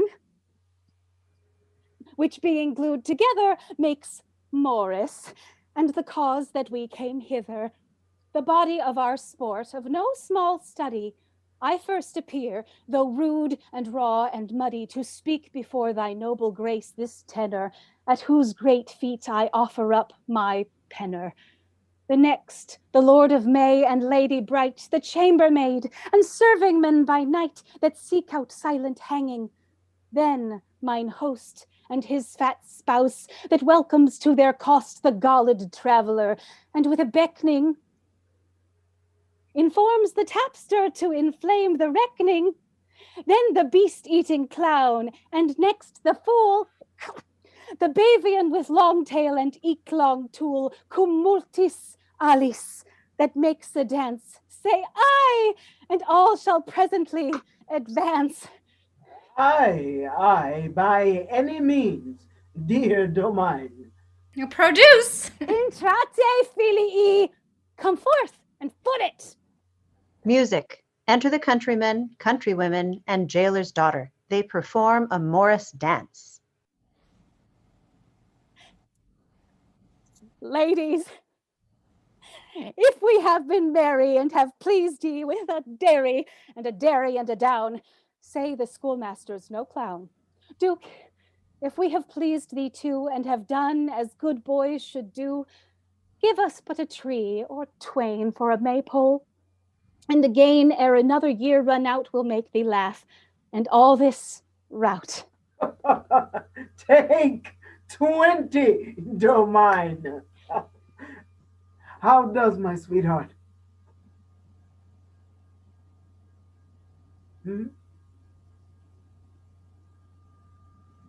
Never so pleased, sir.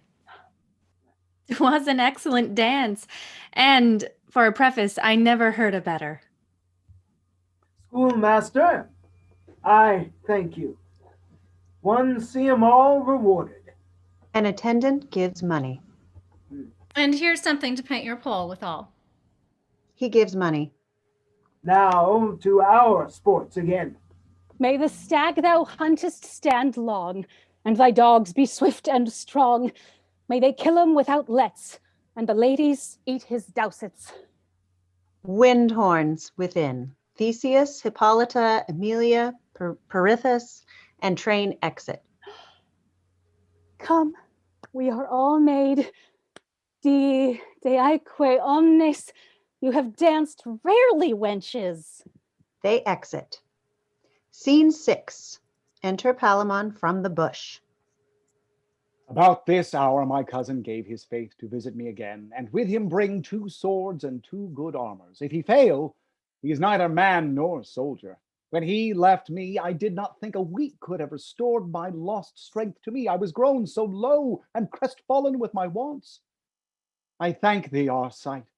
Thou art yet a fair foe, and I feel myself with this refreshing able once again to outdure danger. To delay it longer would make the world think when it comes to hearing that I lay fatting like a swine to fight and not a soldier.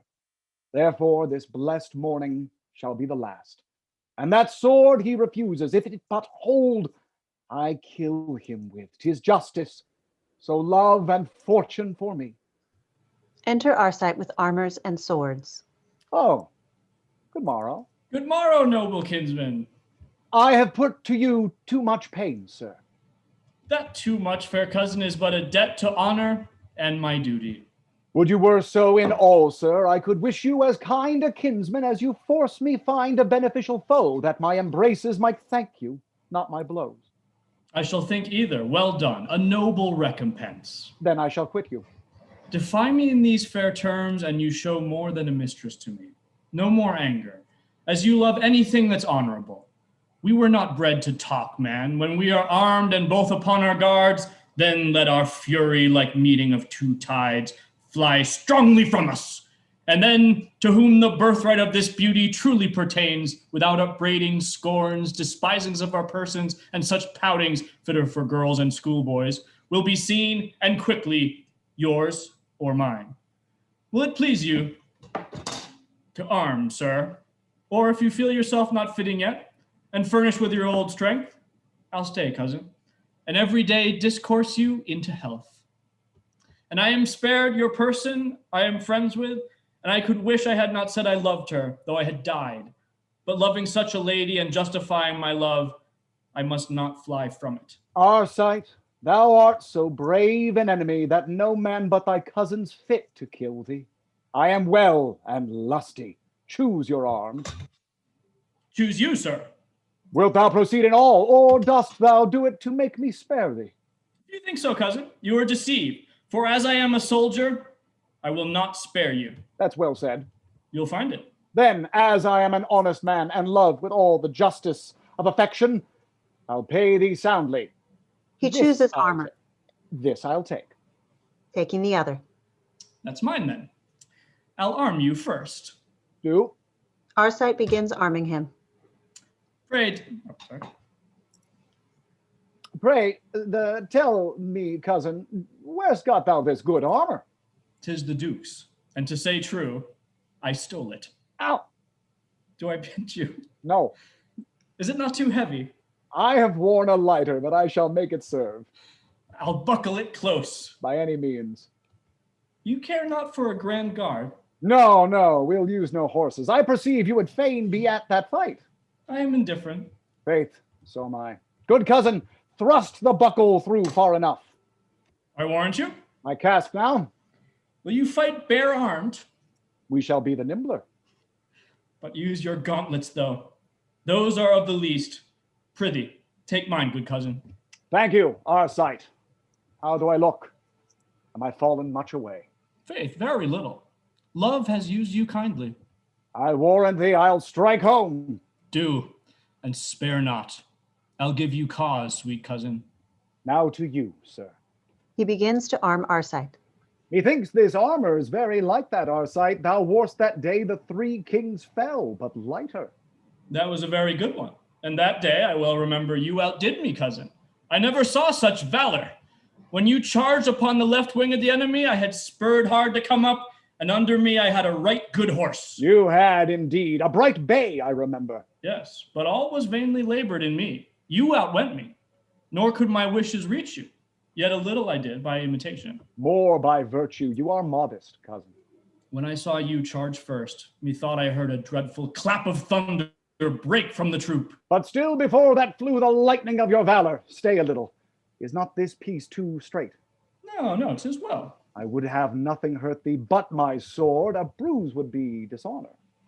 Now I am perfect. Stand off, then. Take my sword. I hold it better. I thank you. No, keep it. Your life lies on it. Here's one. If it but hold, I am no more for all my hopes. My cause and honor guard me. And me, my love. They bow several ways, then advance and stand.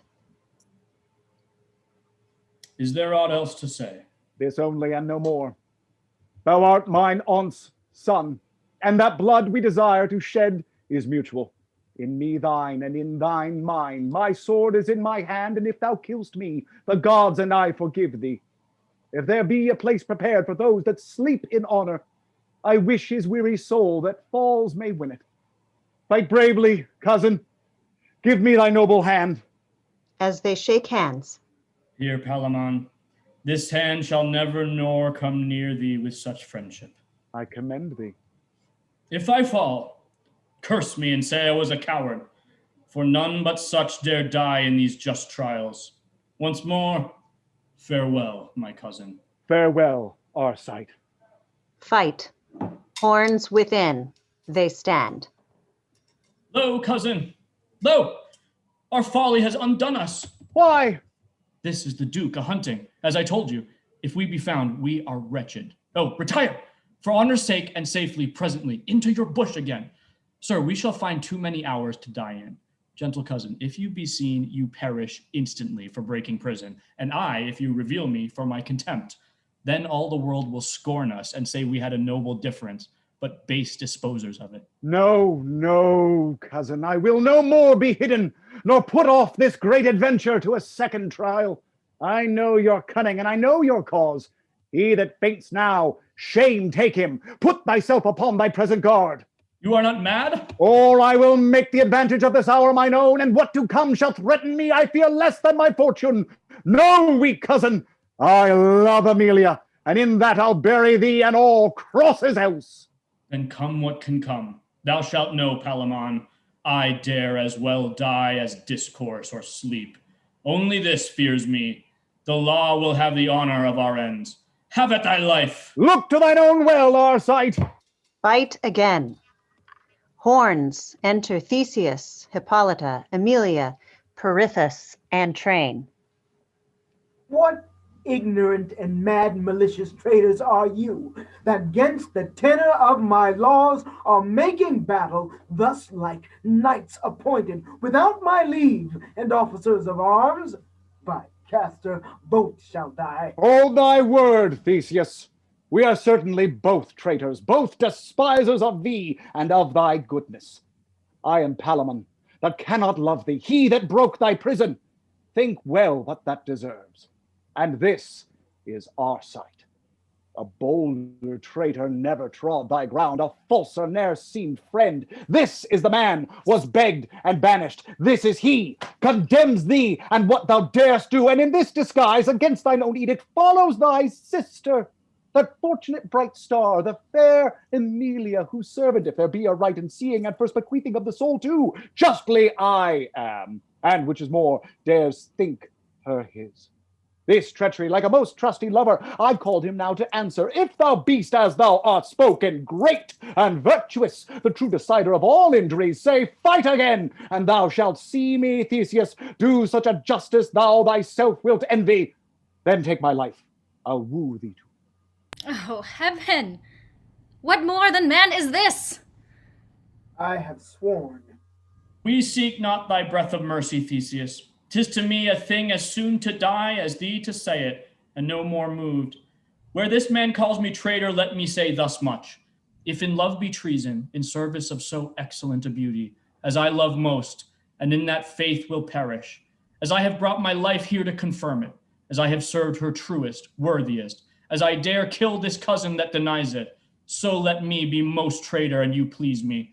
For scorning thy edict, Duke, ask that lady why she is fair, and why her eyes command me stay here to love her.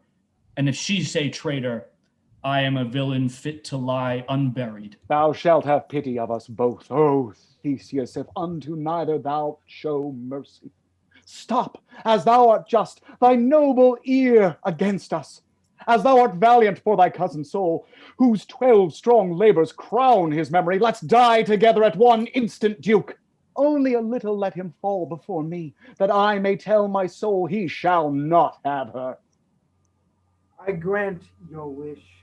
For to say true, your cousin has 10 times more offended, for I gave him more mercy than you found, sir, your offenses being no more than his.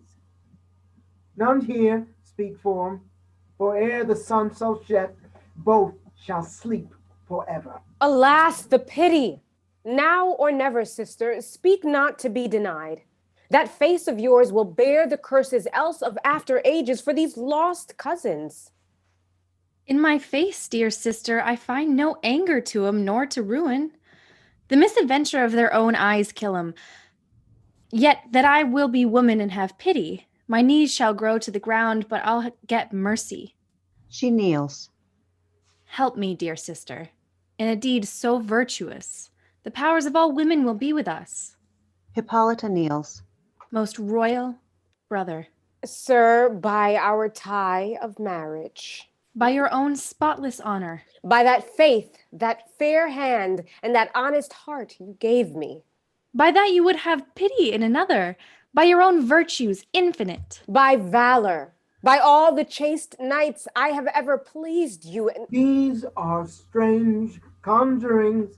Nay, then, I'll in too. He kneels. By all our friendship, sir, by all our dangers, by all you love most, wars in this sweet lady. By that you would have trembled to deny a blushing maid. By your own eyes, by strength in which you swore I went beyond all women, almost all men, and yet I yielded. Theseus. To crown all this, by your most noble soul, which cannot want due mercy, I beg first. Next, hear my prayers. Let me last entreat, sir. For mercy. Mercy. Mercy on these princes. You make my faith real. To Emilia. Say I felt compassion to them both. How would you place it? They rise from their knees. Upon their lives, but with their banishments. You are a right woman, sister. You have pity, but want the understanding where to use it. If you desire their lives, invent a way safer than banishment. Can these two live and have the agony of love about them and not kill one another? Every day they fight about you. Hourly bring your honor in public question with their swords. Be wise, then, and here forget 'em. It concerns your credit and my oath equally. I have said they die. But better they fallen by the law than one another. Bow not my honor. Oh, my noble brother, that oath was rashly made, and in your anger. Your reason will not hold it. If such vows stand for express will, all the world must perish. Besides, I have another oath against yours. Of more authority, I am sure more love, not made in passion either, but good heed. What is it, sister? Urge it home, brave lady. That you would ne'er deny me anything fit for my modest suit and your free granting. I tie you to your word now. If you fail in it, think how you maim your honor. For now I am set a-begging, sir. I am deaf to all but your compassion, how their lives might breed the ruin of my name. Opinion! Shall anything that loves me perish for me? That were a cruel wisdom. Do men prune the straight young boughs that blush with 1,000 blossoms because they may be rotten? Oh, Duke Theseus, the goodly mothers that have groaned for these, and all the longing maids that ever loved, if your vow stand, shall curse me and my beauty, and in their funeral songs for these two cousins despise my cruelty and cry woe worth me, till I am nothing but the scorn of women. For heaven's sake, save their lives and banish 'em. On what conditions? Swear 'em never more to make me their contention, or to know me, to tread upon thy dukedom, and to be, wherever they shall travel, ever strangers to one another. I'll be cut to pieces before I take this oath. Forget I love her. Oh, all you gods despise me then. Thy banishment I not mislike, so we may fairly carry our swords and cause along. Else never trifle, but take our lives, Duke. I must love and will, and for that love must and dare kill this cousin on any peace the earth has. Will you, Arcite, take these conditions? He's a villain, then. These are men. No, never, Duke. 'Tis worse to me than begging to take my life so basely. Though I think I never shall enjoy her, yet I'll preserve the honor of affection and die for her. Make death a devil. What may be done? For now I feel compassion. Let it not fall again, sir. Say, Emilia, if one of them were dead, as one must, are you content to take the other to your husband? They cannot both enjoy you. They are princes, as goodly as your own eyes, and as noble as ever fame yet spoke of.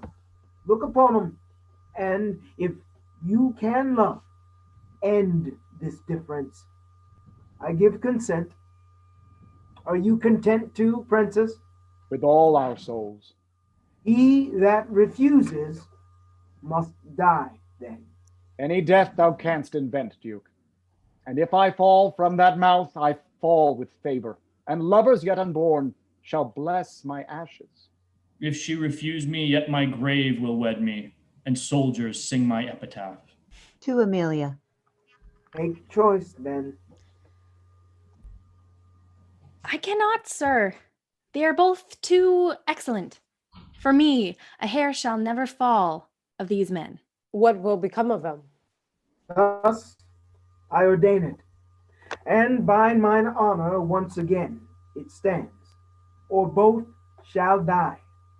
You shall both to your country, and each within this month, accompanied with 3 fair knights, appear again in this place, in which I'll plant a pyramid. And whether before us that are here can force his cousin by fair and knightly strength to touch the pillar, he shall enjoy her. The other lose his head, and all his friends. Nor shall he grudge to fall, nor think he dies with interest in this lady. Will this content you? Yes. Here, cousin Arcite, I am friends again till that hour. He offers his hand. I embrace you. They shake hands. Are you content, sister? Yes, I must, sir, else both miscarry. To Palamon and Arcite. Come, shake hands again, then, and take heed, as you are gentlemen, this quarrel sleep till the hour prefixed, and hold your course. We dare not fail thee, Theseus. They shake hands again. Come, I'll give you now usage like to princes and to friends. When you return, who wins, I'll settle here. Who loses, yet I'll weep upon his bier. They exit. Act 4, Scene 1. Enter jailer and his friend. Heard you no more. Was nothing said of me concerning the escape of Ballymore? Good sir, please remember. Nothing that I heard, for I came home before the business was fully ended. Yet I might perceive, ere I departed, a great likelihood of both their pardons. For Hippolyta and fair-eyed Emily, upon their knees, begged with such handsome pity that the Duke, methought, stood staggering whether he should follow his rash oath or the sweet compassion of those 2 ladies. And to second them, that truly noble prince, Pirithous, hath his own heart set in too, that I hope all shall be well. Neither heard I one question of your name or his escape. Oh, pray heaven hold it so. Enter second friend. Be of good comfort, man. I bring you news. Good news. They are welcome. Palamon has cleared you and got your pardon and discovered how and by whose means he escaped, which was your daughter's, whose pardon is procured true.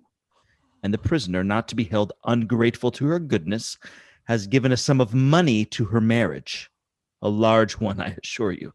Oh, you are a good man and ever bring good news. Why, as it should be. They that ne'er begged, but they prevailed, had their suits fairly granted. the prisoners have their lives. I knew it would be so. But there be new conditions, which you'll hear of at better time. Oh, I hope they're good. They are honorable. How good they'll prove I know not. So, 'twill be known. Enter wooer. Alas, sir, where's your daughter? Why do you ask? Oh, sir, when did you see her? Aside. How he looks. This morning. Was she well? Was she in health? Sir, when did she sleep? Aside. These are strange questions. I do not think she was very well. For now, you make me mind her. But this very day I asked her questions, and she answered me far from what she was, so childishly, so sillily, as if she were a fool, and innocent. And I was very angry. But what of her, sir? Nothing but my pity. But you must know it, and as good by me as by another that less loves her. Well, sir? No, sir, not well. Not right? Not well? 'Tis too true. She is mad. It cannot be. Believe you'll find it so. I have suspected what you told me. Oh, God's comforter. Either this was her love to Palamon, or fear of my miscarrying on escape, or both. 'Tis likely. But why all this haste, sir? I'll tell you quickly. As I late was angling in the great lake that lies behind the palace from the far shore, thick set with reeds and sedges, as patiently I was attending sport, I heard a voice, a shrill one, and attentive I gave my ear, when I might well perceive 'twas one that sung, and by the smallness of it, a boy or woman. I then left my angle to his own skill, came near, but yet perceived not who made the sound, the rushes and the reeds that so encompassed it. I laid me down and listened to the words she sung, for then, through a small glade cut by the fishermen, I saw it was your daughter. Pray go on, sir. She sung much, but no sense. Only I heard her repeat this often. Palamon is gone to the wood to gather mulberries. I'll find him out tomorrow. Pretty fool. His shackles will betray him. He'll be taken, and what shall I do then? I'll bring a bevy, 100 black-eyed maids that love as I do, with chaplets on their heads of daffodillies, with cherry lips and cheeks of damask roses, and all will dance in antic for the duke and beg his pardon. Well, then she talked of you, sir, that you must lose your head tomorrow morning, and she must gather flowers to bury you, and see the house made handsome. And she sung nothing but willow, willow, willow, and between ever was Palamon, fair Palamon, and Palamon was a tall young man. Oh, the place was knee-deep where she sat. Her careless tresses, a wreath of bulrush rounded, about her stuck 1,000 fresh-water flowers of several colors, that methought she appeared like the fair nymph that feeds the lake with waters, or as Iris, newly dropped down from heaven. Rings she made of rushes that grew by, and to him spoke the prettiest posies. Thus our true love's tied. This you may lose, not me, and many a one. And then she wept, and sung again, and sighed, and with the same breath smiled, and kissed her hand. Alas, what pity it is. I made into her, she saw me, and straight sought the flood. I saved her, and set her safe to land, when presently she slipped away, and to the city made with such a cry and swiftness that, believe me, she left me far behind her. 3 or 4 I saw from far off cross her, one of them I knew to be your brother, where she stayed and fell, scarce to be got away. I left them with her, and hither came to tell you. Enter jailer's brother, jailer's daughter, and others. Oh, here they are. Sings. May you never more enjoy the light. Is not this a fine song? Oh, a very fine one. I can sing 20 more. I think you can. Yes, truly can I. I can sing The Broom and Bonnie Robin. Are you not a tailor? Yes. Where's my wedding gown? I'll bring it tomorrow. Do. Very rarely. I must be abroad else to call the maids and pay the minstrels, for I must lose my maidenhead by cocklight. 'Twill never thrive else. Sings. Oh fair, oh sweet. You mustn't take it patiently. It's true. Ah, good e'en, good man. Pray, did you ever hear of one young Palamon? Yes, wench, we know him. Is it not a fine young gentleman? 'Tis, love.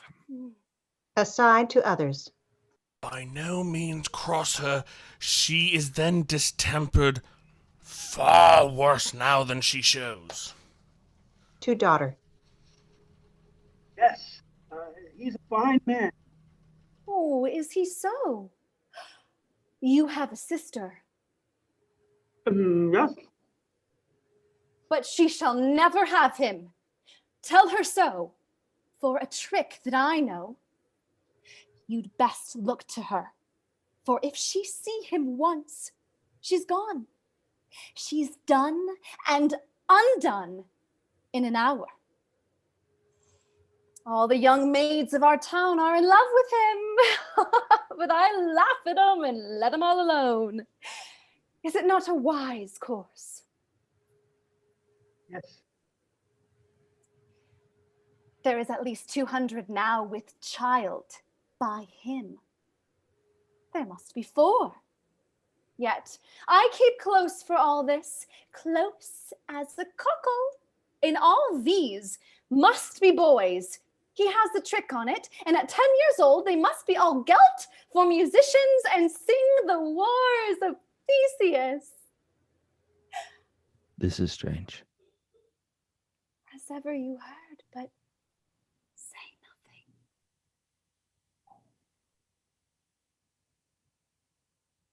They come from all parts of the dukedom to him.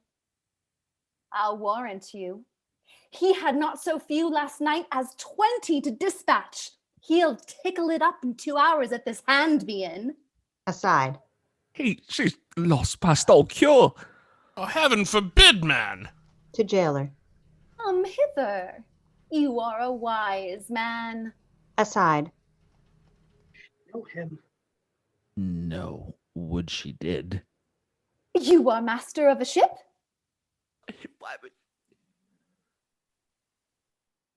Yes. Where's your compass? Here.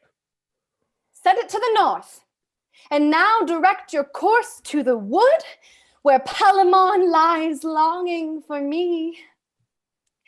For the tackling, let me alone. Come away, my hearts, cheerily. As if sailing a ship. Up. Go. The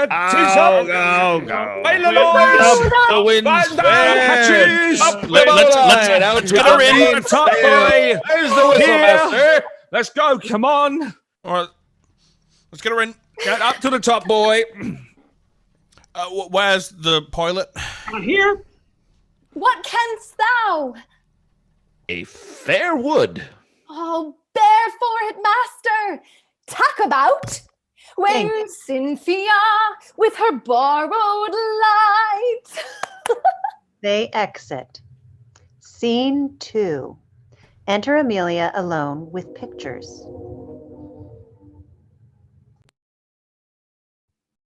Yet I may bind those wounds up that must open and bleed to death for my sake else. I'll choose and end their strife. 2 such young handsome men shall never fall for me. Their weeping mothers followed the dead cold ashes of their sons, shall never curse my cruelty. Looks at one of the pictures. Good heaven, what a sweet face has Arcite. If wise nature, with all her best endowments, all those beauties she sows into the births of noble bodies, were here a mortal woman, and had in her the coy denials of a young maid's, yet doubtless she would run mad for this man. What an eye! Of what a fiery sparkle and quick sweetness has this young prince. Here Love himself sits smiling. Just such another wanton Ganymede set Jove afire with, and enforced the gods snatched up the goodly boy and set him by him, a shining constellation. What a brow! Of what a spacious majesty he carries, arched like the great-eyed Juno's, but far sweeter, smoother than Pelops' shoulder. Fame and honor, methinks, from hence as from a promontory pointed in heaven should clap their wings and sing to all the underworld the loves and fights of gods and such men near 'em. Looks at another picture. Palamon is but his foil, to him a mere dull shadow. He's swart and meager, of an eye as heavy as if he had lost his mother, a still temper, no stirring in him, no alacrity. Of all this sprightly sharpness, not a smile. Yet these, what we count errors, may become him. Narcissus was a sad boy, but heavenly. Oh, who can find the bent of women's fancy? I am a fool. My reason is lost in me. I have no choice, and I have lied so lewdly that women ought to beat me. On my knees I ask thy pardon. Palamon, thou art alone, and only beautiful, and these the eyes, these the bright lamps of beauty that command and threaten love, and what young maid dare cross 'em? What a bold gravity, and yet inviting, has this brown manly face. Oh, love, this only from this hour is complexion. Lie there, Arcite. She puts aside his picture. Thou art a changeling to him, a mere gypsy, and this the noble body. I am sotted, utterly lost. My virgin's faith has fled me. But for if my brother but even now had asked me whether I loved, I had run mad for Arcite. Now for my sister, more for Palamon. Stand both together. Now come ask me, brother. Alas, I know not. Ask me now, sweet sister. I may go look. What a mere child is fancy, that having two fair gods of equal sweetness cannot distinguish, but must cry for both. Enter a gentleman. How now, sir? From the noble duke, your brother, madam, I bring you news. The knights are come. To end the quarrel? Yes. Would I might end first. What sins have I committed, chaste Diana, that my unspotted youth must now be soiled with blood of princes, and my chastity be made the altar where the lives of lovers, too greater and too better never yet made mother's joy, must be the sacrifice to my unhappy beauty? Enter Theseus, Hippolyta, Pirithous, and attendants. Who attendant? Bring him in, quickly, by any means. I long to see him. To Amelia. Your two contending lovers are returned, and with them their fair knights. Now, my fair sister, you must love one of them. I had rather both, so neither for my sake should fall untimely. Who saw? I, a while. And I. Enter a messenger. From whence come you, sir? From the knights. Pray, speak, you that have seen them, what they are. I will, sir, and truly what I think. 6 braver spirits than these they have brought, if we judge by the outside, I never saw nor read of. He that stands in the first place with Arcite, by his seeming, should be a stout man, by his face a prince, his very looks so say him, his complexion nearer brown than black, stern and yet noble, which shows him hardy, fearless, proud of dangers. The circles of his eyes show fire within him, and as a heated lion so he looks. His hair hangs long behind him, black and shining like raven's wings, his shoulders broad and strong, armed long and round, and on his thigh a sword hung by a curious baldric. and when he frowns to seal his will with. Better, my conscience, was never soldier's friend. Thou hast well described him. Yet a great deal short, methinks, of him that's first with Palamon. Pray, speak him, friend. I guess he is a prince, too. And if it may be greater, for his show has all the ornament of honor in it, he's somewhat bigger than the knight he spoke of.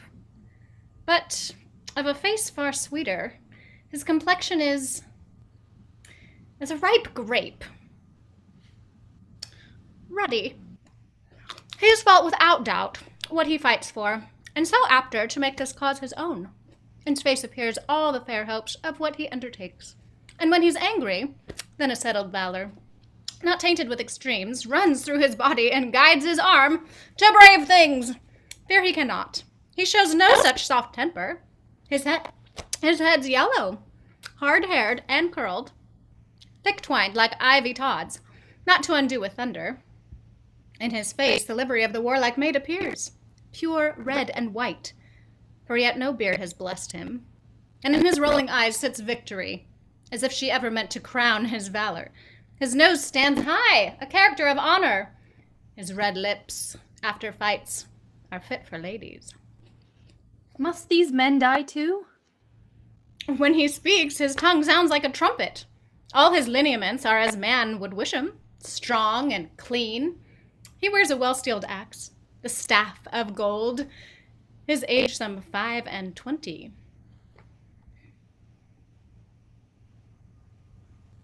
There's another, a little man, but of a tough soul, seeming as great as any. Fairer promises in such a body yet I never looked on.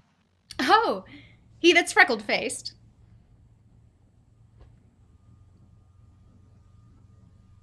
The same, my lord. Are they not sweet ones? Yes, they are well.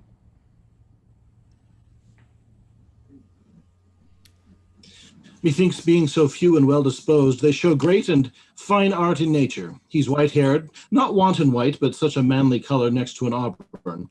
Tough and nimble set, which shows an active soul. His arms are brawny, limbed with strong sinews. To the shoulder piece gently they swell, like women new conceived, which speaks him prone to labor, never fainting under the weight of arms. Stout-hearted, still, but when he stirs, a tiger. He's gray-eyed, which yields compassion where he conquers. Shy advantages, and where he finds them, he's swift to make them his. He does no wrongs, nor takes none. He's round-faced, and when he smiles, he shows a lover. When he frowns, a soldier. About his head he wears the winner's oak, and in it stuck the favor of his lady. His age some 36, and his hand he bears a charring staff embossed with silver. Are they all thus? They are all the sons of honor. Now, as I have a soul, I long to see 'em. Lady, you shall see men fight now. I wish it, but not the cause, my lord. They would show bravely about the titles of 2 kingdoms. 'Tis pity love should be so tyrannous. Oh, my soft-hearted sister, what think you? Weep not till they weep blood. Wench, it must be. To Amelia. You have steeled them with your beauty. To Pirithous. Honored friend, to you I give the field. Pray, order it fitting the persons that must use it. Yes, sir. Come, I'll go visit them. I cannot stay. Their fame has fired me so, till they appear. Good friend, be royal. There shall want no bravery. All but Amelia exit. Poor wench. Go weep, for whoever wins loses a noble cousin for thy sins. She exits. Scene 3. Enter jailer, wooer, doctor. Her distraction is more at some time of the moon than other some, is it not? She is continually in a harmless distemper, sleeps little, altogether without appetite, save often drinking, is dreaming of another world and a better. And what broken piece of matter soever she's on about, the name Palamon lards it, that she farces every business whittle, fits into every question. Enter jailer's daughter. Look, where she comes. You will perceive her behavior. They stand aside. Forgot it quite. The burden on it was downa, and penned by no worse man than Geraldo, Amelia's schoolmaster. Ah! He's as fantastical too as ever he may go upon his legs, for in the next world will Dido see Palamon. Ah, and then will she be out of love with Aeneas. Aside to jailer and wooer. What stuff's here, poor soul? Thus all day long. Now for this charm that I told you of, you must bring a piece of silver on the tip of your tongue, or no fairy. Then, if it be your chance to come where the blessed spirits are, there's a sight now. Oh, we maids that have our livers perished, cracked to pieces with love, we shall come there and do nothing all day long but pick flowers with Proserpine. Then will I make Palamon a nosegay. Then let him mark me then. How prettily she's a miss! Note her a little further. Faith, I'll tell you. Sometime we go to barley break, we, of the blessed. Alas, 'tis a sore life they have in the other place. Such burning, frying, boiling, hissing, howling, chattering, cursing. Oh, they have shrewd measure, take heed. If one be mad, or hang, or drown themselves, thither they go, Jupiter bless us. And there shall we be put in a cauldron of lead and usurer's grease amongst a whole million of cut purses, and there boil like a gammon of bacon that will never be enough. How her brains coins. Lords and courtiers that have got maids with child, they're in this place. They shall stand in fire up to the navel and in ice up to the heart, and there the offending part burns and the deceiving part freezes. In troth, a very grievous punishment, as one would think for such a trifle. Believe me, one would marry a leprous witch to be rid on it. I'll assure you. How she continues this fancy! 'Tis not engraft madness, but a most thick and profound melancholy.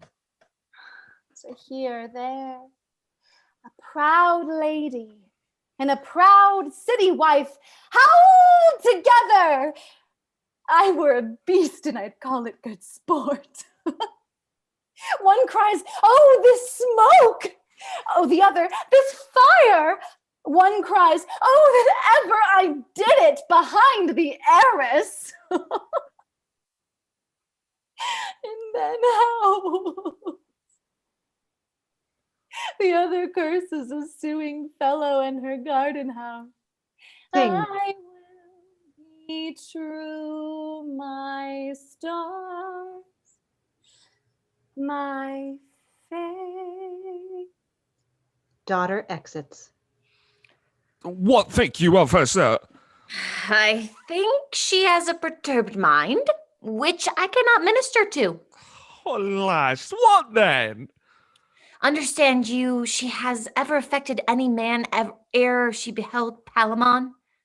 I was once, sir, in great hope she had fixed her liking on this gentleman, my friend. I did think so too, and would account I had a great pennorth on it to give half my state that both she and I at this present stood unfeignedly on the same terms.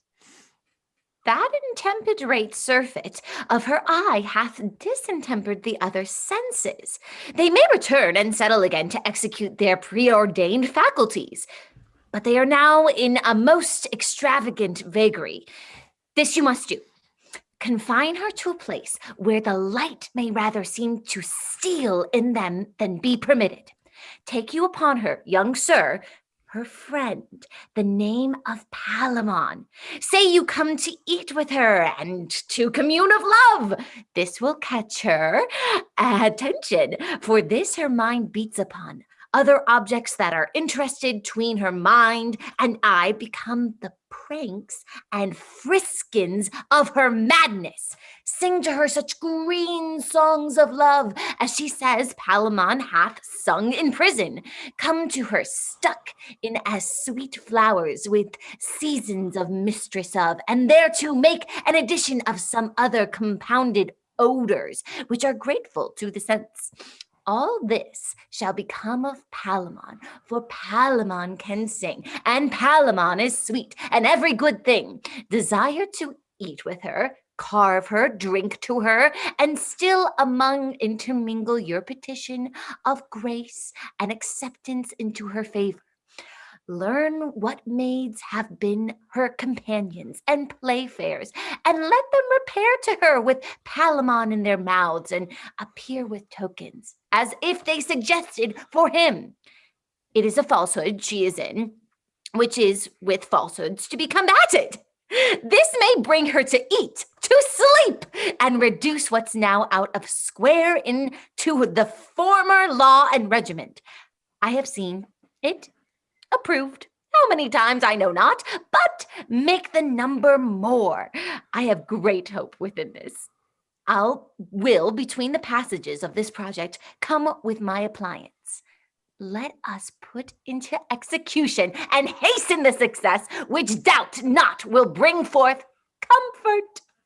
They exit.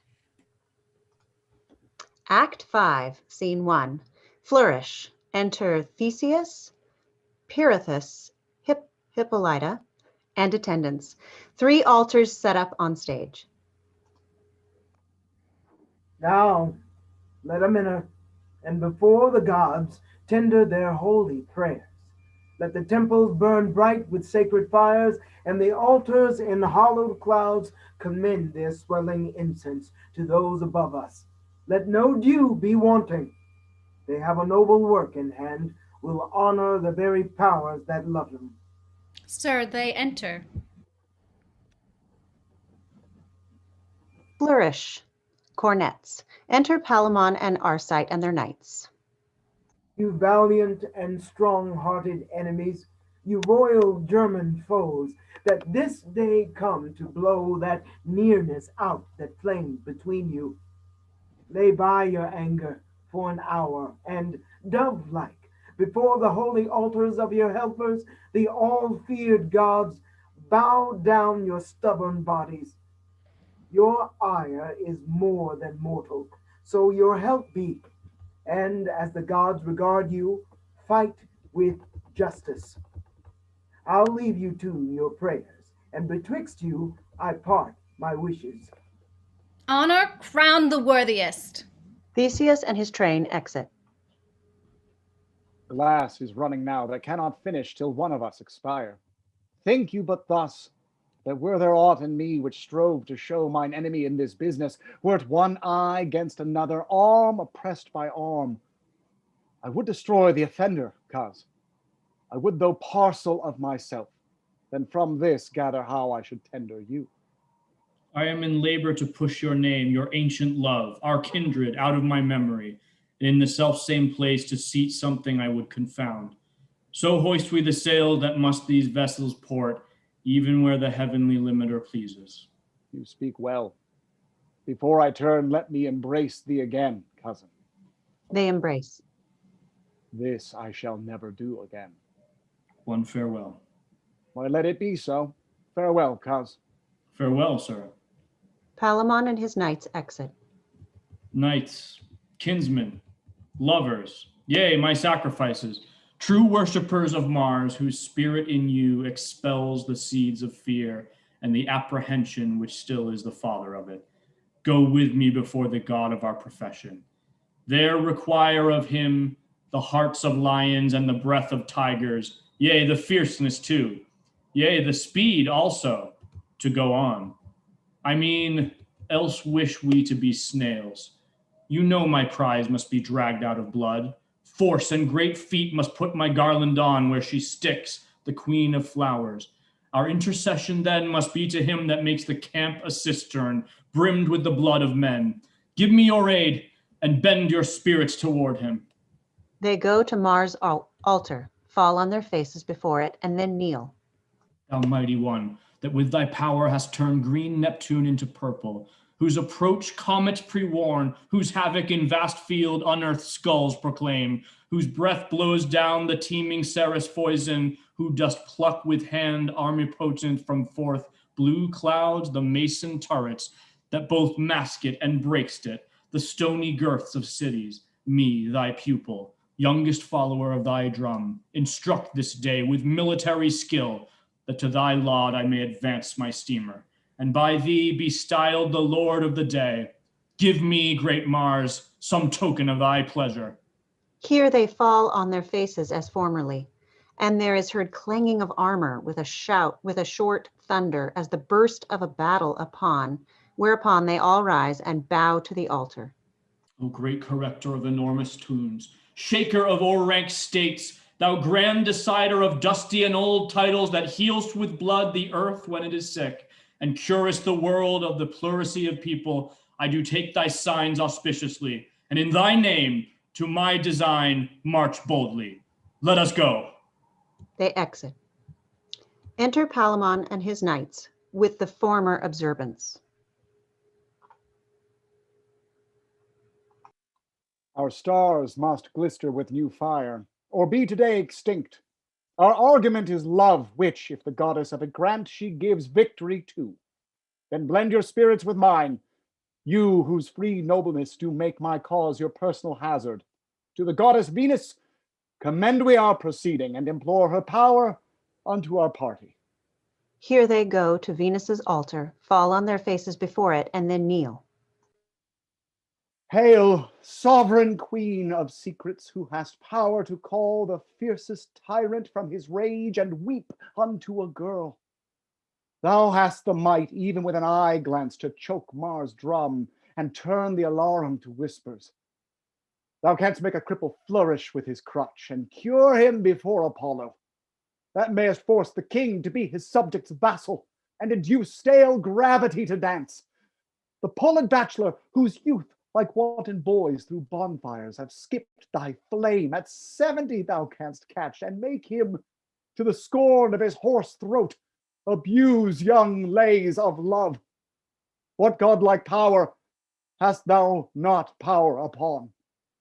To Phoebus thou hadst flames hotter than his, the heavenly fires to scorch his mortal son, thine, him. The huntress, all moist and cold, some say, began to throw her bow away and sigh. Take to thy grace me, thy vowed soldier, who do bear thy yoke as 'twere a wreath of roses, yet is heavier than lead stings more than nettles. I have never been foul-mouthed against thy law, never revealed secret, for I knew none. Would not had I kennel all that were. I never practiced upon men's wife, nor would the libels read of liberal wits.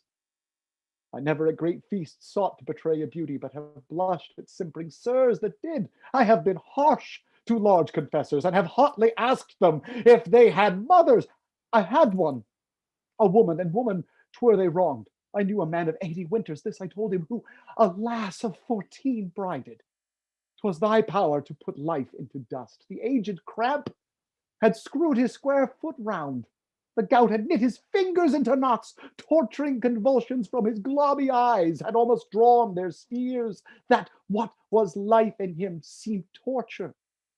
This anatomy had by his young fair hair a boy that I believed was his, for she swore it was, and who would not believe her? Brief I am. To those that prate and have done, no companion. To those that boast and have not, a defier. To those that would and cannot, a rejoicer.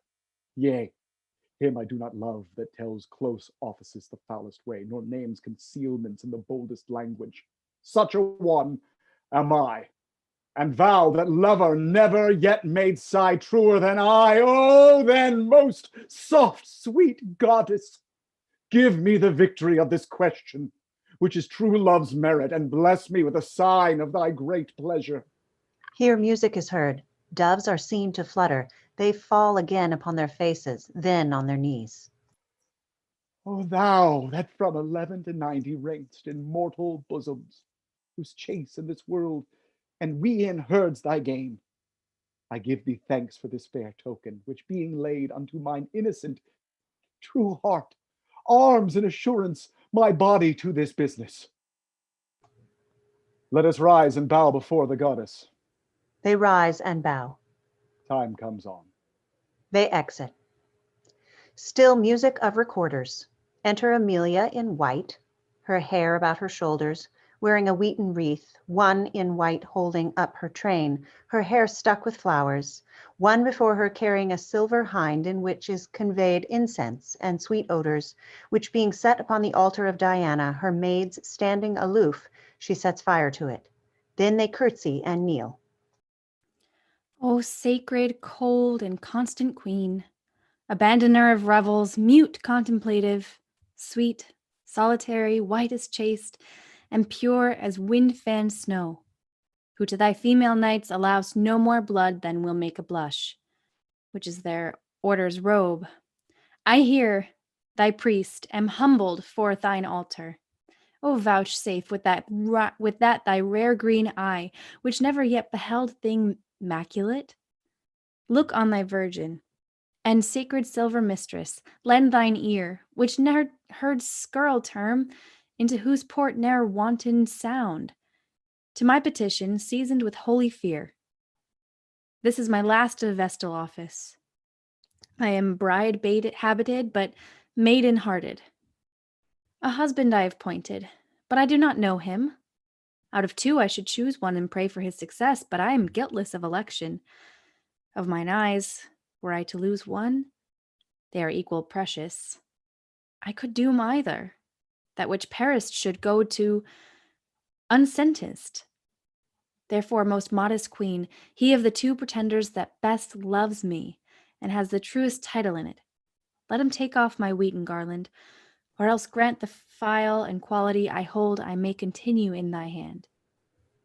Here the hind vanishes under the altar, and in the place ascends a rose tree, having one rose upon it. See what our general of ebbs and flows out from the boughs of her holy altar, with sacred act advances, but one rose. If well inspired, this battle shall confound both these brave knights, and I, a virgin flower, must grow alone unplucked. Here is heard a sudden twang of instruments, and the rose falls from the tree. The flower is fallen, the tree descends. O mistress, thou here dischargest me. I shall be gathered, I think so, but I know not thine own will. Unclasp thy mystery. I hope she's pleased. Her signs were gracious. They curtsy and exit. Scene 2. Enter doctor, jailer, and wooer in the habit of Palamon. Has the advice I told you done any good upon her? Oh, very much. The maids that kept her company have half persuaded her that I am Palamon. Within this half hour she came smiling to me and asked me what I would eat, and when I would kiss her, I told her presently and kissed her twice. 'Twas well done. 20 times had been far better, for there her cures lies mainly. Then she told me she would watch with me tonight, for well she knew what hour my fit would take me. Let her do so, and when your fit comes, fit her home and presently. She would have me sing. You did so? No. 'Twas very ill done, then. You should observe her every way. Alas, I have no voice, sir, to confirm her that way. That's all one. If you make a noise, if she entreat again, do anything. Lie with her if she ask you. Oh, there, doctor. Yes, in the way of cure. But first, but by your leave, in a way of honesty. That's but a niceness. Ne'er cast your child away for honesty. Cure her first this way, then if she will be honest, she hath the path before her. Thank you, Doctor. Pray, bring her in, and let's see how she is. I will, and tell her Palamon stays for her. But, Doctor, methinks you are in the wrong still. Jailer Go! X. Go! Your fathers are fine fools. Her honesty, and we should give her psychic till we find that. Why? Do you think she is not honest, sir? How old is she? She's 18.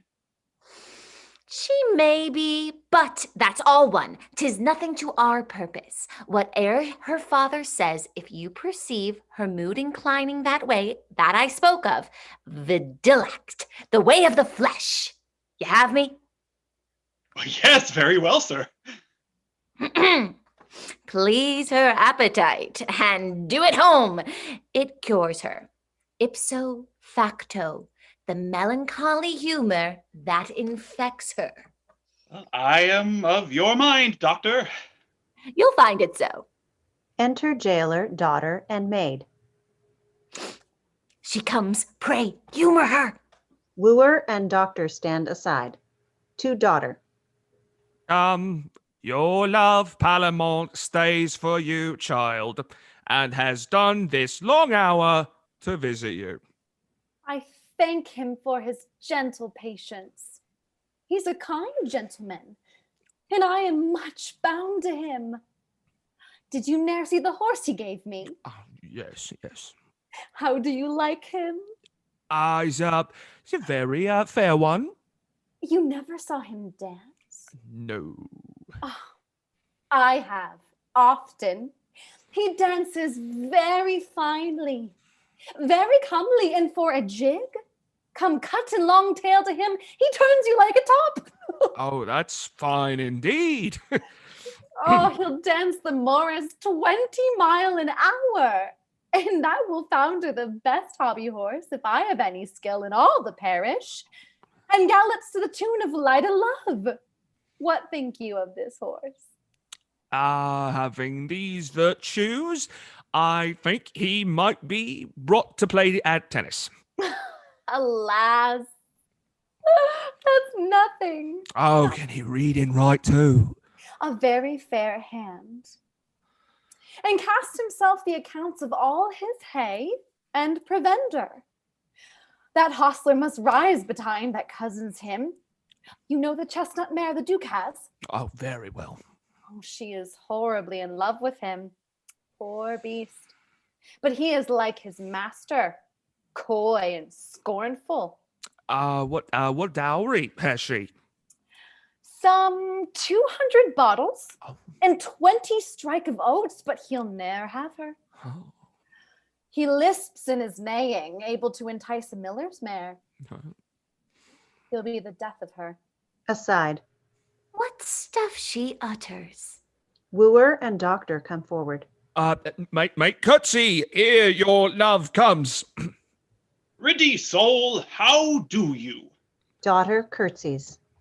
That's a fine maid, there's a curtsy. Yours to command in the way of honesty.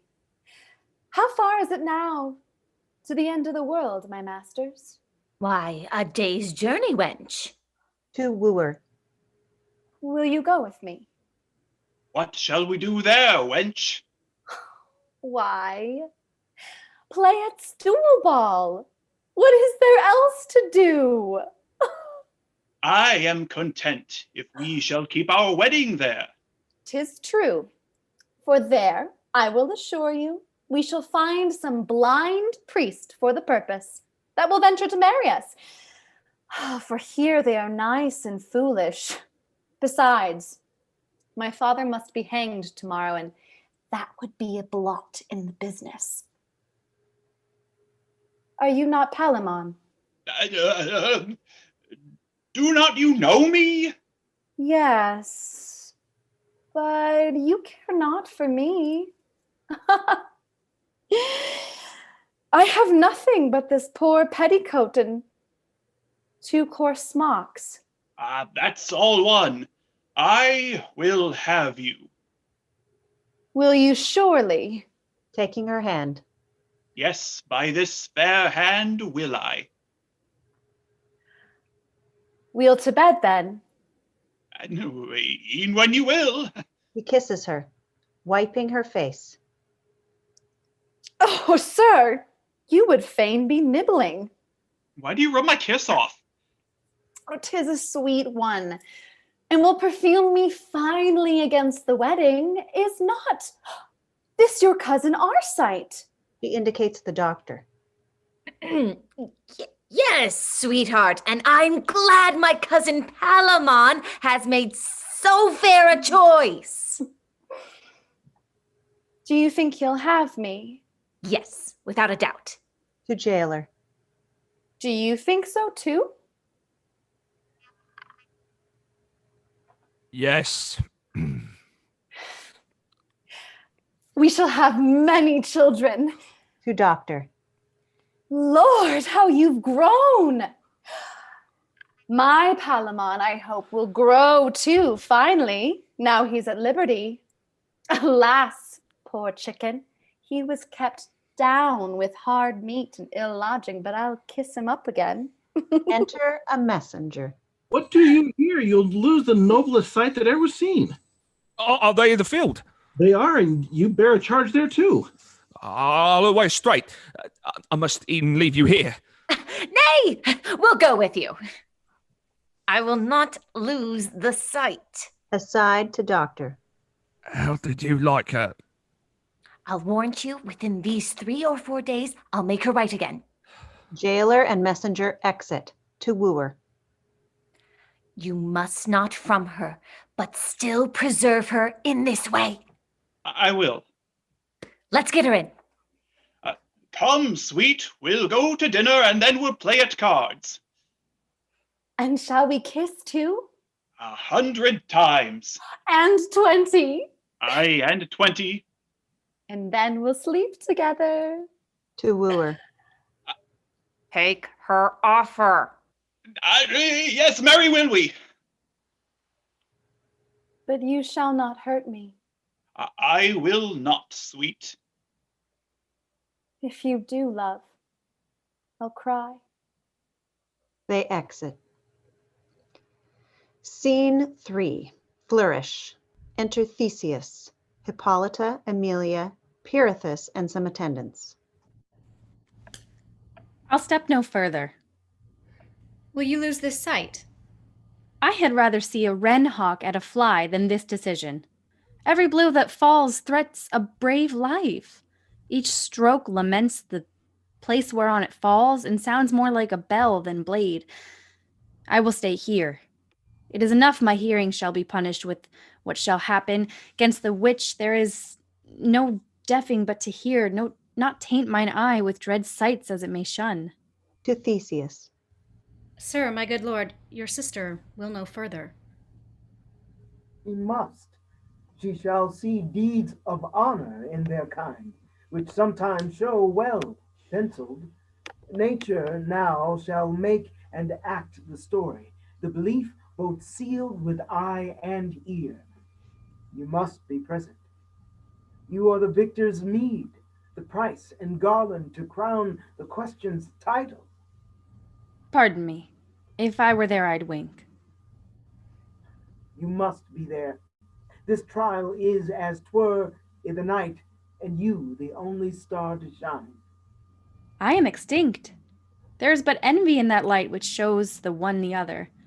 Darkness, which ever was the dam of horror, who does stand accursed of many mortal millions, may even now, by casting her black mantle over both, that neither could find other, get herself some part of a good name, and many a murder set off whereto she's guilty. You must go. In faith, I will not. Why, the knights must kindle their valor at your eye. Know of this war you are the treasure, and must needs be by to give the service pay. Sir, pardon me. The title of a kingdom may be tried out of itself. Well, then. At your pleasure, those that remain with you could wish their office to any of their enemies. Farewell, sister. I am like to know your husband for yourself by some small start of time. He whom the gods do of the two know best, I pray them he be made your lot. Theseus, Hippolyta, Pirithous, and others exit. Emilia remains, comparing again the pictures of Arcite and Palamon. Arcite is gently visaged, yet his eye is like an engine bent, or sharp weapon in a soft sheath. Mercy and manly courage are bedfellows in his visage. Palamon has a most menacing aspect. His brow is graved, and seems to bury what it frowns on. Yet sometimes 'tis not so, but alters to the quality of his thoughts. Long time his eye will dwell upon this object. Melancholy becomes him nobly. So does Arcite's mirth. But Palamon's sadness is a kind of mirth, so mingled as if mirth did make him sad and sadness merry. Those darker humors that stick misbecomingly on others, on them live in fair dwelling. Cornets, trumpets sound as to a charge. Hark how yon spurs to spirit do incite the princes to their proof. Arcite may win me, and yet may Palamon wound Arcite to the spoiling of his figure. Oh, what pity enough for such a chance! If I were by, I might do hurt, for they would glance their eyes towards my seat, and in that motion might omit a word or forfeit an offense which carved that very time. Cornets, a great cry and noise within, crying, "A Palamon!" It is much better I am not there. Oh, never born than minister to such harm.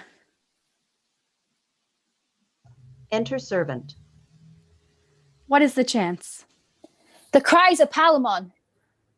Then he is won. 'Twas ever likely. He looked all grace and success, and he is doubtless the primest of them. I prithee run and tell me how it goes. Shout and cornets crying, "A Palamon!" Still, Palamon. Run and inquire. Servant exits, addressing Arcite's picture. Poor servant, thou hast lost. Upon my right side till I wore thy picture, Palamon's on the left. Why so, I know not. I had no end in else. Chance would have it so. On the sinister side the heart lies. Palamon had the best boding chance. Another cry and shout within, and cornets. This burst of clamor is sure the end of the combat. Enter servant. They said that Palamon had Arcite's body within an inch of thy pyramid, that the cry was general, "A Palamon!" But anon the assistants made a brave redemption, and the two bold titlers at this instant are hand at it.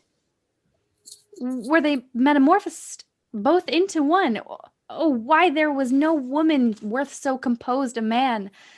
Their single share, their nobleness peculiar to them, gives the prejudice of disparity, value shortness to any lady breathing. Cornets, cry within, "Arcite, Arcite!" More exulting? Palamon still? Nay, now the sound is Arcite. I prithee lay attention to the cry. Set both thine ears to the business. Cornets, a great shout and cry, "Arcite, victory!" The cry is Arcite, and victory, hark! Arcite, victory! The combat's consummation is proclaimed by the wind instruments. Half-sight saw that Arcite was no babe. God's lid, his richness and costliness of spirit looked through him. It could no more be hid in him than fire in flax. The humble banks can go to law with waters that drift winds forced raging. I did think good Palamon would miscarry, yet I knew not why I did think so. Our reasons are not profits when oft our fancies are. They are coming off. Alas, poor Palamon. Cornets, enter Theseus, Hippolyta, Pirithous, Arcite as victor, and attendants and others. So, where our sister is in expectation, yet quaking and unsettled. Fairest Emily, the gods by their divine arbitrament have given you this night. He is a good one, as ever struck at head. Give me your hands. Receive you her, you him. Be plighted with a love that grows as you decay. Emily, to buy you, I have lost what's dearest to me, save what is bought. And yet I purchase cheaply, as I do rate your value. Loved sister, he speaks now of as a brave, a knight, as e'er did spur a noble steed. Surely the gods would have him die a bachelor, lest his race should ere the world too godlike. His behavior so charmed me that methought Alcides was to him a sow of lead. If I could praise each part of him to the all I have spoke, your Arcite did not lose by't, for he that was thus good encountered yet is better.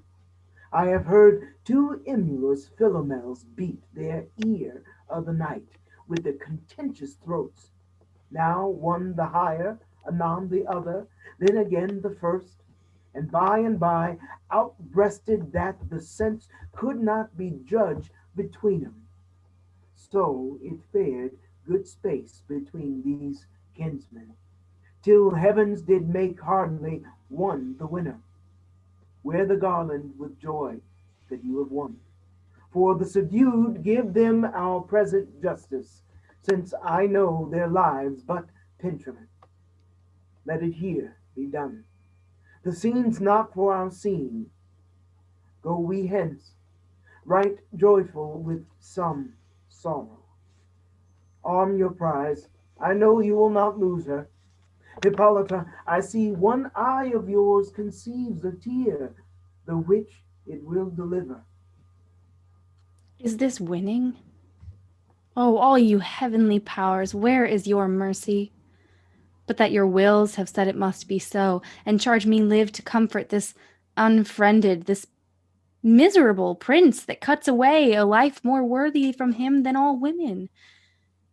I should and would die too. Infinite pity that four such eyes should be so fixed on one, that two must needs be blind for it. So it is. Flourish. They exit. Scene 4. Enter guard with Palamon and his knights pinioned, jailor, executioner, and others carrying a block and an axe. There's many a man alive that hath outlived the love of the people, yea. In the self same state stands many a father with his child. Some comfort we have by so considering. We expire, and not without men's pity. To live still have their good wishes. We prevent the loathsome misery of age, beguile the gout and rheum that in lag hours attend for grey approachers. We come towards the gods young and unwappered, not halting under crimes many and stale. That sure shall please the gods, sooner than such to give us nectar with them, for we are more clear spirits. My dear kinsmen, whose lives for this poor comfort are laid down, you have sold them too cheap. What ending could be of more content? Or us, the victors have fortune, whose title is as momentary as to us death is certain. A grain of honor they not or weigh us. Let us bid farewell, and with our patience anger tottering fortune, who at her certainty reels. Come, who begins? E'en he that led you to this banquet shall taste to you all. To jailor. My friend, your gentle daughter gave me freedom once. You'll see it done now forever. Pray, how does she? I heard she was not well. Her kind of ill gave me some sorrow. She's well restored, and to be married shortly. By my short life, I am most glad on it. 'Tis the latest thing I shall be glad of. Prithee, tell her so. Commend me to her, and to peace her portion. Tender her this.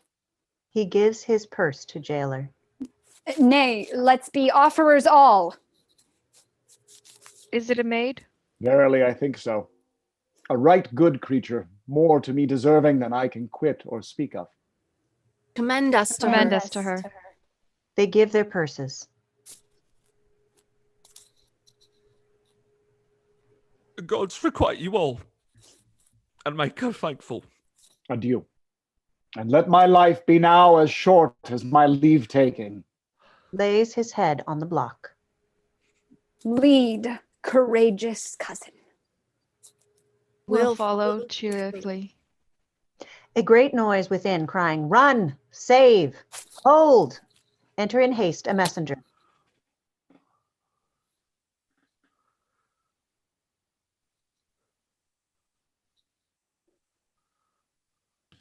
Hold! Oh, hold! Oh, hold! Hold! Hold! Enter Pirithous in haste. Hold, ho! It is a cursed haste you made. If you have done so quickly, noble Palamon, the gods will show their glory in a life that thou art yet to lead. Can that be? When Venus, I have said, is false, how do things fare? Arise, great sir, and give the tidings ear that are most dearly sweet and bitter. Rising. What hath waked us from our dream? List then, your cousin, mounted upon a steed that Emily did first bestow on him, a black one, owing not a hairworth of white, which some will say weakens his price, and many will not buy his goodness with this note, which superstition here finds allowance. On this horse is Arcite trotting the stones of Athens, which the Calkins did rather tell than trample, for the horse would make his length a mile, if it pleased his rider to put pride in him. As he thus went counting the flinty pavement, dancing, as it were, to the music his own hooves made, for, as they say, from iron came music's origin. What envious flint, cold as Saturn, and like him possessed with fire malevolent, darted a spark. Or what fierce sulphur else to this end made, I comment not. The hot horse, hot as fire, took toy at this, and fell to what disorder his power could give his will. Bounds, come on end, forgets school-doing, being therein trained, and of kind manage. Pig-like, he whines at the sharp brawl, which he frets at rather than any jot obeys. Seeks all foul means of boisterous and rough jadery to deceit his lord that kept it bravely. When not served, when neither curb would crack, girth break, nor differings plunges, disroot his rider, whence he grew, but that he kept him. Tween his legs, on his hind hoofs, on end he stands, that Arcite's legs, being higher than his head, seemed with strange art to hang. His victor's wreath even then fell off his head, and presently backward the jade comes o'er, and his full poise becomes the rider's load. Yet he is living, but such a vessel 'tis that floats but for the surge that next approaches. He much desires to have some speech with you. Lo, he appears. Enter Theseus, Hippolyta, Emilia, and Arcite carried in a chair. Oh, miserable end of our alliance! The gods are mighty, Arcite. If thy heart, thy worthy manly heart, be yet unbroken, give me thy last words. I am Palamon, one that yet loves thee dying.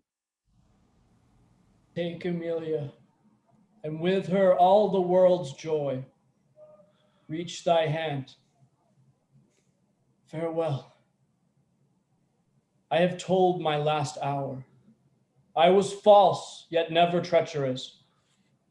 Forgive me, cousin. One kiss from fair Emilia. She kisses him. 'Tis done. Take her. I die. He dies.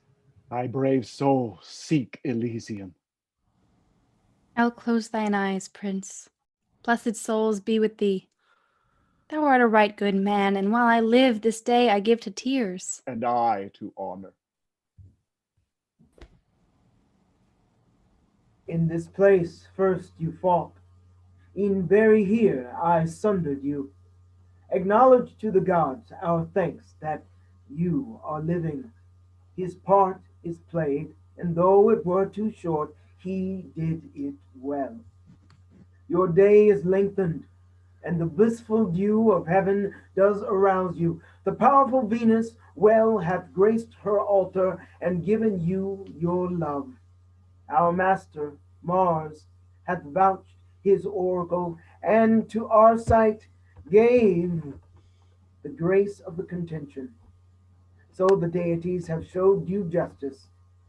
Bear this hence. Oh, cousin, that we should things desire which do cost us the loss of our desire, that naught could buy dear love but loss of dear love.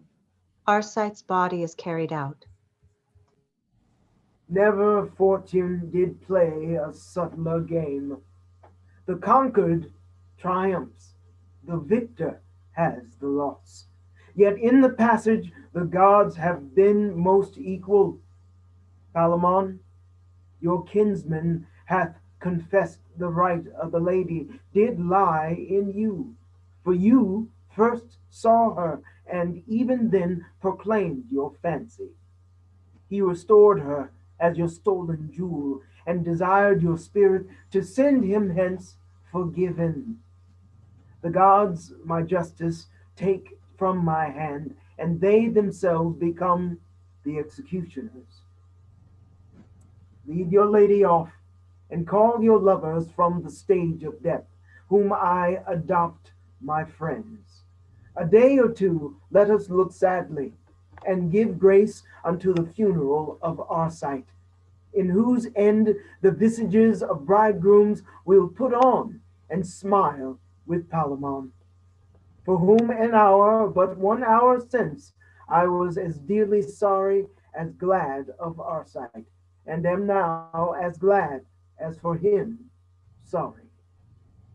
Oh, you heavenly charmers, what things you make of us! For what we lack, we laugh. For what we have, are sorry. Still are children in some kind. Let us be thankful for that which is, and with you leave dispute that are above our question. Let's go off, and bear us like the time. Flourish. They exit. Enter epilogue. I would now ask you how you like the play. But, as it is with schoolboys, cannot say. I am cruel, fearful. Pray yet, stay a while, and let me look upon you. No man smile? Then it goes hard, I see. He that has loved a young, handsome wench, then show his face. It is strange if none be here, and if he will, against his conscience, let him hiss and kill our market. 'Tis in vain, I see, to stay you. Have at the worst can come then. Now what say you? Yet mistake me not, I am not bold. We have no such cause. If the tale we have told, for 'tis no other, any way content you, for to that honest purpose it was meant you, we have our end. And you shall have ere long, I dare say, many a better to prolong your old loves to us. We and all our might rest at your service. Gentlemen, good night. Flourish. He exits. Thus concludes our reading of The Two Noble Kinsmen. Thank you for joining us. Join us next week as we read